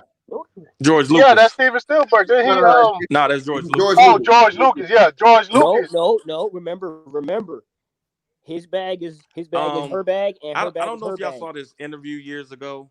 Can y'all hear me? Yeah, go ahead, bro. Can y'all hear me? Yeah, I'm listening. Yeah, go ahead. Yeah. Can you hear them? I don't know if y'all saw it. It was an interview years ago, right after the situation happened with Kobe and the white chick in Colorado. And they interviewed a couple white chicks and a couple black chicks. And they asked the white chicks, if that would have been you in that situation, would you have required Kobe getting I think it was $4 million or $8 million ring? And the white chicks was like, no, not at all. Obviously they talked about they would have been hurt or whatever, but they would just talk things out and come to some type of resolution on moving forward if that's what they both chose to do. or basically if they decided to split up, do things amicably. When they asked the black chicks the same question, oh man, they was all about revenge. Oh yeah, he better give me that because I ain't putting up with that shit. This and that and the four, blase, blase this and that and the four, blase. And it's like what I said before earlier. It's about the humanity. You know what I'm saying? Like, I mean, I've been in relationships, man. I was in a relationship with this one chick who cheated on me and got pregnant. Oh, I God. forgave her. Oh God. I forgave her, and I told her, and I was young at this time, and I forgave her, and I told her, because at this point in her life, man, she had lost her stepdad, who she had viewed as her dad, and she just was going through a lot of shit. And I told her, I said, the reason why I'm forgiving you is because I said I wouldn't want to be judged by the worst mistake I made in my life up at this point. I said, I don't believe. I said, hold on. I said, I don't believe you did this on purpose. I said, you have been. Hold on, let me finish. I'll let you finish. This is the point what I'm saying, because I did research, man, on anger management, and one of the things it talks about when it comes to forgiveness is that in order for you to forgive, because forgiveness is not about the person you're forgiving. Forgiving is about you being able to move forward. And so it talked about that one of the things that you're going to have to, if you want to be able to forgive and move on, is you're going to have to be able to give up your right to revenge. See, when people do us wrong, it's natural for us to want to get payback. I mean, it's just a natural human thing. It's not a man or woman thing. It's just a human quality, But if you spend all your life trying to get revenge on somebody, you will fucking waste your life away. And so, the reason why I brought up this story is that in a lot of these instances, these women show that they're not willing to forgive, black men. They just don't. Like I said, they don't view us human enough. Like, either we have to do everything perfect or we ain't shit. And that's just not how it's supposed to go. Like, I mean, motherfuckers make mistakes, including us. And a lot of times, like, when they're making these arguments, if y'all notice, a lot of their arguments when they coming back, coming to the manosphere or to the SYSBM community, a lot of times the first thing that they're asking for is forgiveness. But their actions are not showing that they really deserve any forgiveness, that they earned that shit. They're just saying, you should take us back because we're black, and that's it. Like, we ain't seen decades. I mean, I'm 41. Like, we haven't seen decades of fuckery. Like, no, you're going to have to own up to your shit. And it's like every time when it's these white guys, I mean, you got these chicks out here that, I mean, they're literally swirlers. Now, they see this Me Too shit going on. They're seeing countless white dudes get caught out for shit. And they're still saying that they're a better option for black men. So let me get this straight. So these married white dudes who've been caught out here fucking around on their wives, they're better for you as a black woman, but you won't stay with your black man who you say cheated on you. You won't stay with him, but you'll say that it's okay to be with the white dudes who've been caught out there fucking around on their wives too. And it's just a fucking bait and switch all the time. And so it's just a bunch of hypocrisy across the board. Let me chime in for a second. Can y'all hear me? Yeah. Hey, what's up, everybody? So here's to piggyback off what you're saying, dude. I'm starting to think that a lot of these swirlers who in those spaces, because I actually try to make it a point to avoid that shit, but somebody talking. Can y'all hear me? Yo, can y'all hear me? Yeah, I can hear you. I try to make it a point. Oh, I'm done talking. Y'all can go ahead. I try to make it a point to avoid going to those spaces because it's absolutely worthless. Most of those chicks aren't very bright, and I personally think that they're not who they say they are. A lot of these females claim that they got a white man that's taking care of them. I'm like, I doubt that highly. just like you got guys in the SYSBM and MGTOW group saying that they got themselves a beautiful Brazilian wife. I think some of that shit is fabricated, where people are perpetrating. But when I found out that the fat ugly bitch was talking shit about Kobe, now mind you, I'm not a basketball fan, but I'm not gonna but I make it a point to celebrate successful and accomplished black men, just like they with their whole black girl magic. So I wasn't gonna let that shit slide. So I actually wasted a part of my energy and time going back and forth and roasting and getting into a roast contest with some of these people. Some of those profiles were like neo-Nazi profiles on her page.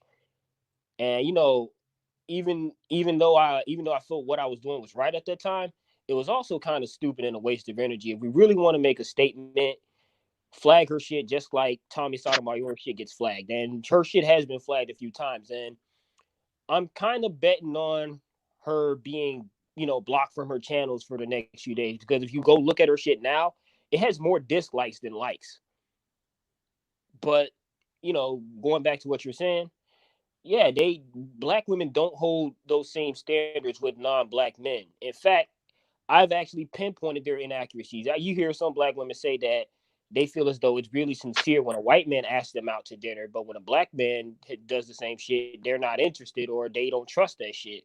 So it's some weird shit. And let's be honest, for a while now, we've been getting the flack that we only date ugly, fat white chicks, but I'm seeing white dudes with heavyset black chicks here in Florida that I know they can do better than.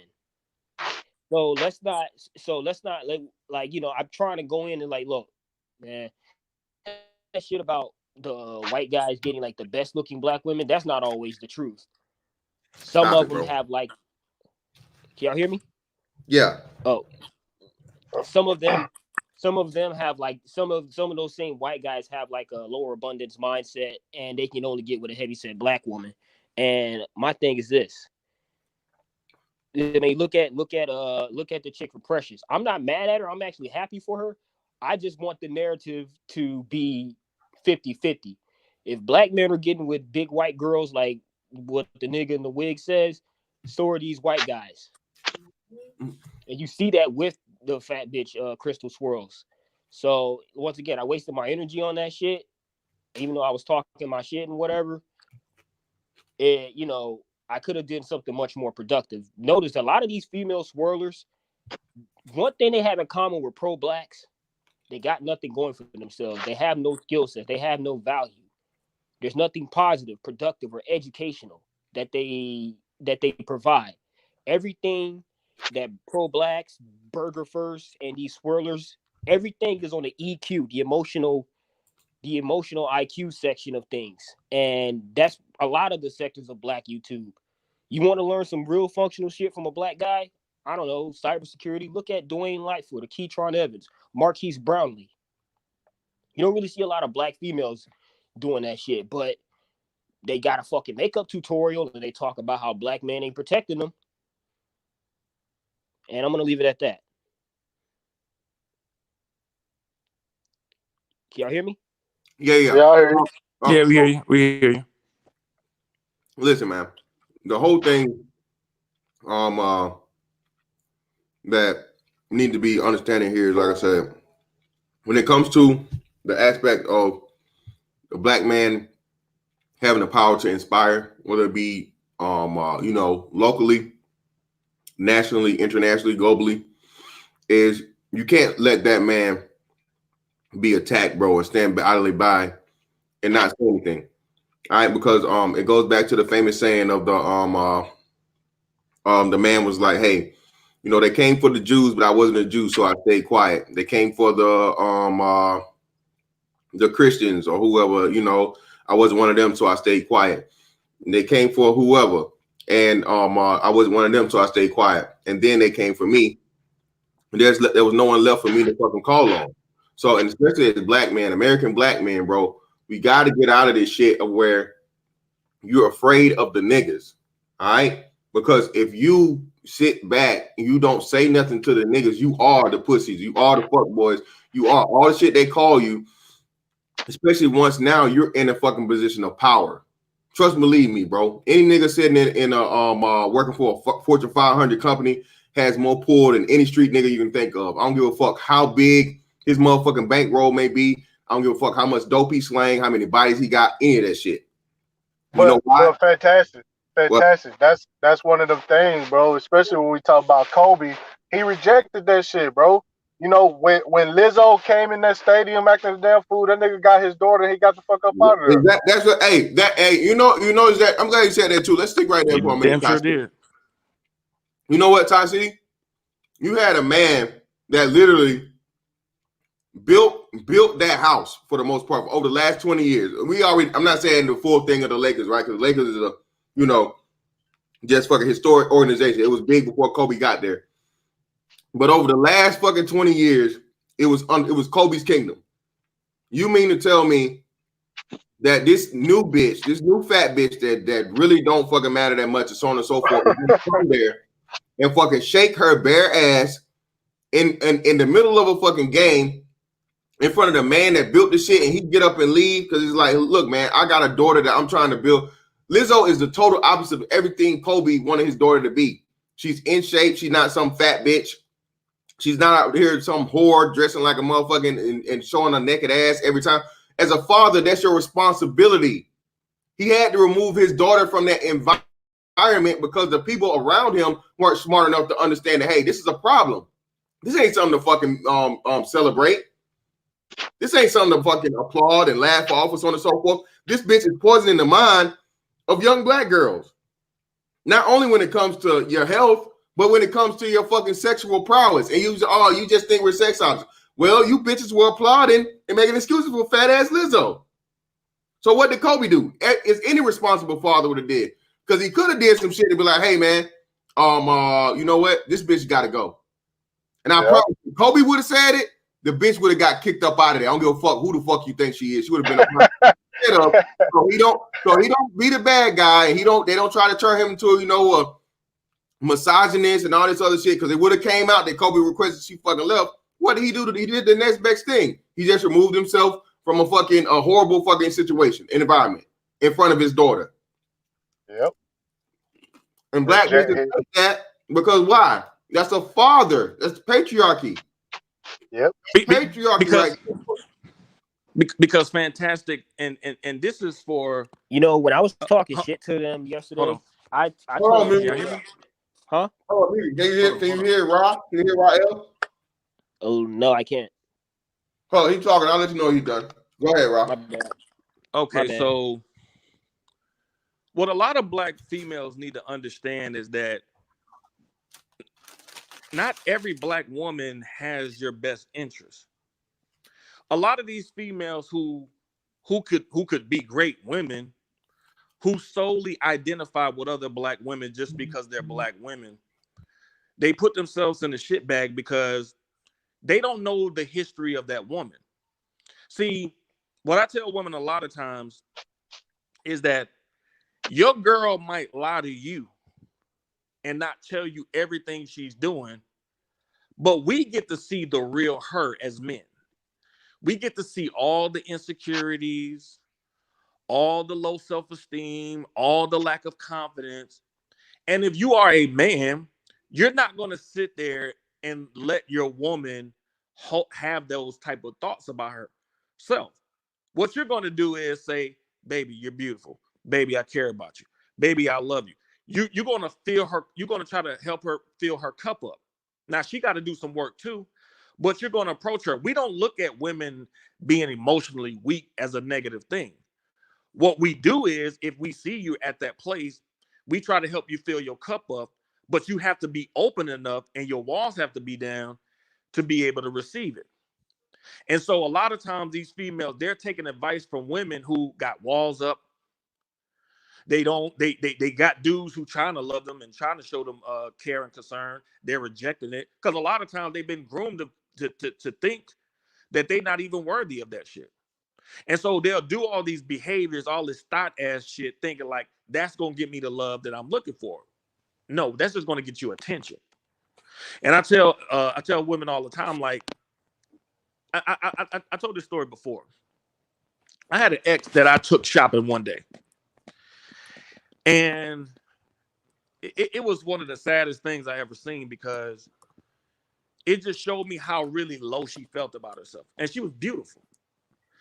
I took her shopping one day, and we went into the mall. We went to a couple stores, and then we settled on this one particular store. And I started, she started getting stuff for her to buy. And when we got in the line, she looked at me in the face, and she looked at me and said, "You really gonna buy me this stuff?" And I said, "Yeah, you my woman, you my girl, like, of course." And she just teared up. And when we got outside, I said, I bet. It means something different when a man buys you something as opposed to when you buy something for yourself as a woman. He's showing you that he's caring of you. And the fact that she didn't even think that she was worthy of receiving it, like, it let me know what I was up against. Because I was like, why would you think I wouldn't want to do that for you? Like, where are you getting this from? And this mentality exists in a lot of these women out here. Like, they don't believe that we really want to see them do well. Like, we're not having these damn panels talking all this stuff, man, because we're trying to see them fail at life. Like, we don't benefit as men from them failing. But in their mind, when we come across with the natural masculinity that we're supposed to have, they take it as an affront to their sense of identity because their identity is built around not needing your ass. So the more you trying to do for them, the more they're backing up like, what you doing? And it's like, I'm doing what I'm supposed to do. I'm here for you. Yep. Did you get your stuff back when y'all stopped talking? Nah, man, I didn't get it back, man. Damn. Well, again, Shit. that's Nah, another man, perfect example. she don't I hate to hear it, bro. She wasn't no chick I was just fucking, man. I hate to hear it, bro. But that's another perfect example of what Kobe again stood for. Kobe was a present, active father. You know what I'm saying? In the household. You know what I'm saying? And again, what are the majority of these black women that are mothers? The majority of black women that are mothers, what are they? They're single mothers. So that means what? There are no fathers in the household. So I keep telling you guys, daughters, a woman or girls, the most important person in their life is their father, because their father is the man that shows them actual love without any type of sexual interest. Everything he tells her is to build her confidence, have her believe that she's beautiful, learn that she don't need a fucking man to, have to give up her body in order to receive compliments and things from a man. And most importantly, self-esteem. Black women have the least amount of self-esteem of any other woman on the fucking planet, bro. You know why? Because they don't ever have a man there to tell them that they're beautiful and things from the onset. So once they get a man, like you say, Rael, a dude that's actually about something, and they show him, hey, you give him a gift or you take them to somewhere fancy to eat or something like that shit, they take the shit to heart because, like, they ain't never experienced this shit, not even from fucking their childhood. You know what I'm saying? They hadn't seen their father treat their mother this way. All they see is their mother bringing niggas in and out of the house and hearing the motherfucking the headboard bang against the wall. And then he's gone, and 6 months later, it's another nigga. You know what I'm saying? So again, Yeah, well, this and they're their own worst enemies because they don't want to break the cycle. Black women. Man, Until you it's on them. It's on them. My bad. Hold on. For a long time. It's on them. Yeah, until you decide to break the cycle, it's gonna be on you. Go ahead, SKC. Man, I just had to share this real quick because I'm about to head to go have lunch with my wife, man. But man, she just sent me a pic and in the medical center where she works and everything. Man, a bunch of her co-workers and stuff, none of them black women, wearing purple and gold ribbons. Wow. Telling you, man, Kobe getting more love from non-black people than black people, man. Again, because niggas are crabs, bro. Niggas are crabs in a bucket. If you can't do nothing for me, nigga, fuck you. That's the attitude of niggas. Niggas are, and that's why I don't understand That's why I don't understand why more black people aren't involved in business and they don't understand business, because that's business. Business is quid pro quo. The whole world is quid pro quo. You do something for me, I do something for you. If I can't really benefit from you, I don't want to deal with you. But then you talk this black togetherness, this B1, this pro-black bullshit. Oh, you brother, sister. You know what I'm saying? We need to stick together. We need to, give us your money, Kobe. Kobe, we need your money for the community. No, nigga, fuck you. What the fuck benefit did you bring to Kobe? Had to say the shit got to work both ways, bro, not just one way. Mm-hmm. Let me get out of here, man. I was like, God damn, man. She sent me that pic. I was like, are you freaking kidding me? You got Negroes sitting up here dragging the man, and you got other people that weren't even real fans so far as like basketball that hard, and they have the heart mentality to say, man, let me wear this to signify that this guy who died with his daughter. Exactly. This is a great man that died with his fucking daughter. Let me give him just a little moment, a little bit of respect. But niggas worried about his pockets and who gonna get his money that he earned, that they didn't have shit to do with. Niggas. Nope. Why? This is why black people, you need to separate yourself from niggas. Fuck niggas. Yes. If you excuse me, if you wasn't hurt, man, by the death of Kobe and his daughter and the rest of those people on that helicopter, man, yo, something wrong with you, man. Something is really wrong with you. Like, for real. Like, you are really disconnected, man, from the human experience, man. That's a human tragedy. Like, this man died and he basically risked his life. The pilot risked his life trying to make it to the basketball tournament for those young girls, man. Like, it's not just his family devastated. Think about those girls who are waiting on them to come and knowing, like, man, he was trying to get here to us. He was doing this for us. Like, now they're going to need counseling, because some of them might internalize it and think like it's their fault.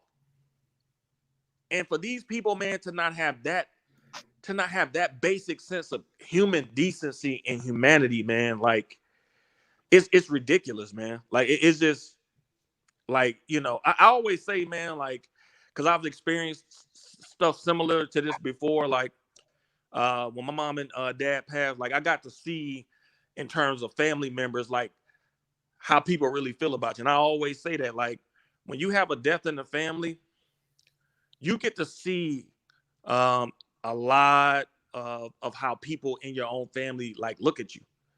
And this situation, man, is just showing, man, once again, how a lot of black males and a lot of black females feel about black men overall. And it's scary. All right, man. I'm about to get ready to wrap this shit up, bro. Look, bro, I really what up? Go ahead. Yeah, hey, I'm finna dip too, man. I got some research, man. I got to look at where these bitches' money went. See, some niggas took some losses. I want to see if that money made it to the black community. No, not one of them did, bro. That's a good point.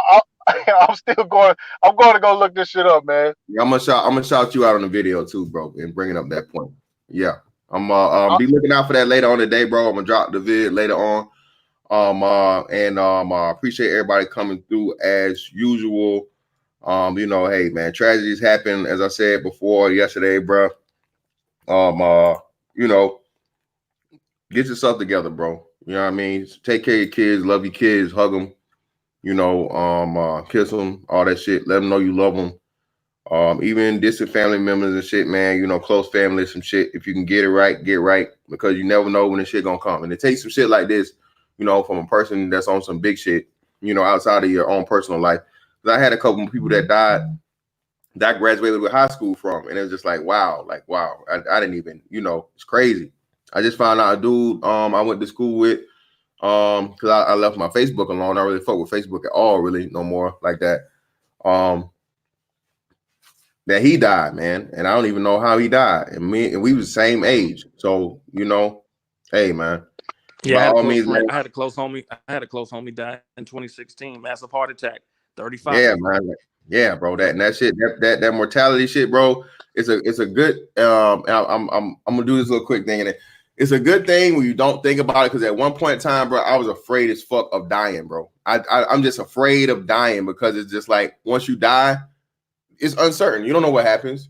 I tell people all the time, can you think about thinking? Can you think about nothing? Can you think about nothing? No, that's what death is, bro. Because even about the fact that you say, okay, well, yeah, I can think about nothing. No, you can't, because you're thinking about the fact that you're thinking about nothing. So again, just a blank screen. Absolutely no what's name. It's over with. Like you're like you're dead. You know what I'm saying? People even fucking dream and shit during like anesthesia or some shit. I think they say that's the closest thing you can think of it, though, because like in anesthesia, it can come to the point where it actually shuts down like brain functions and all this crazy shit, because you're in such a deep sleep you don't remember anything. But yeah, man, that's pretty much it, bro. So as always, man, I appreciate everybody that came through. Oh shit, shout out to Judge Zilla for the Cash App. Thank you, brother. Shout out to Keith Foster for the Cash App. Thank you, brother. And shout out to brother RJ for the Cash App. Thank you. Thank everybody, man, for y'all coming through, spending your morning with me, man, up to half the day, through your lunch hour and everything. I hope you have a great day, man. I hope everything is going good with you, bro. And oh Lord, nah, I gotta stop it. Third Ward, say it ain't so. I don't let her live, bro. She only get like 8 views or some shit anyway. She only be having 8 people in a live chat, so she ain't gonna do much damage. But shout out to her too. It is what it is. Y'all know what I say about them dark skinned chicks, man. They jealous and hurt. Jealous and hurt. She'll never get a Kobe. But it is what it is, man. I don't want to start no beefs. But all in all, man, that's that, and I'll catch you on the next one. Holla.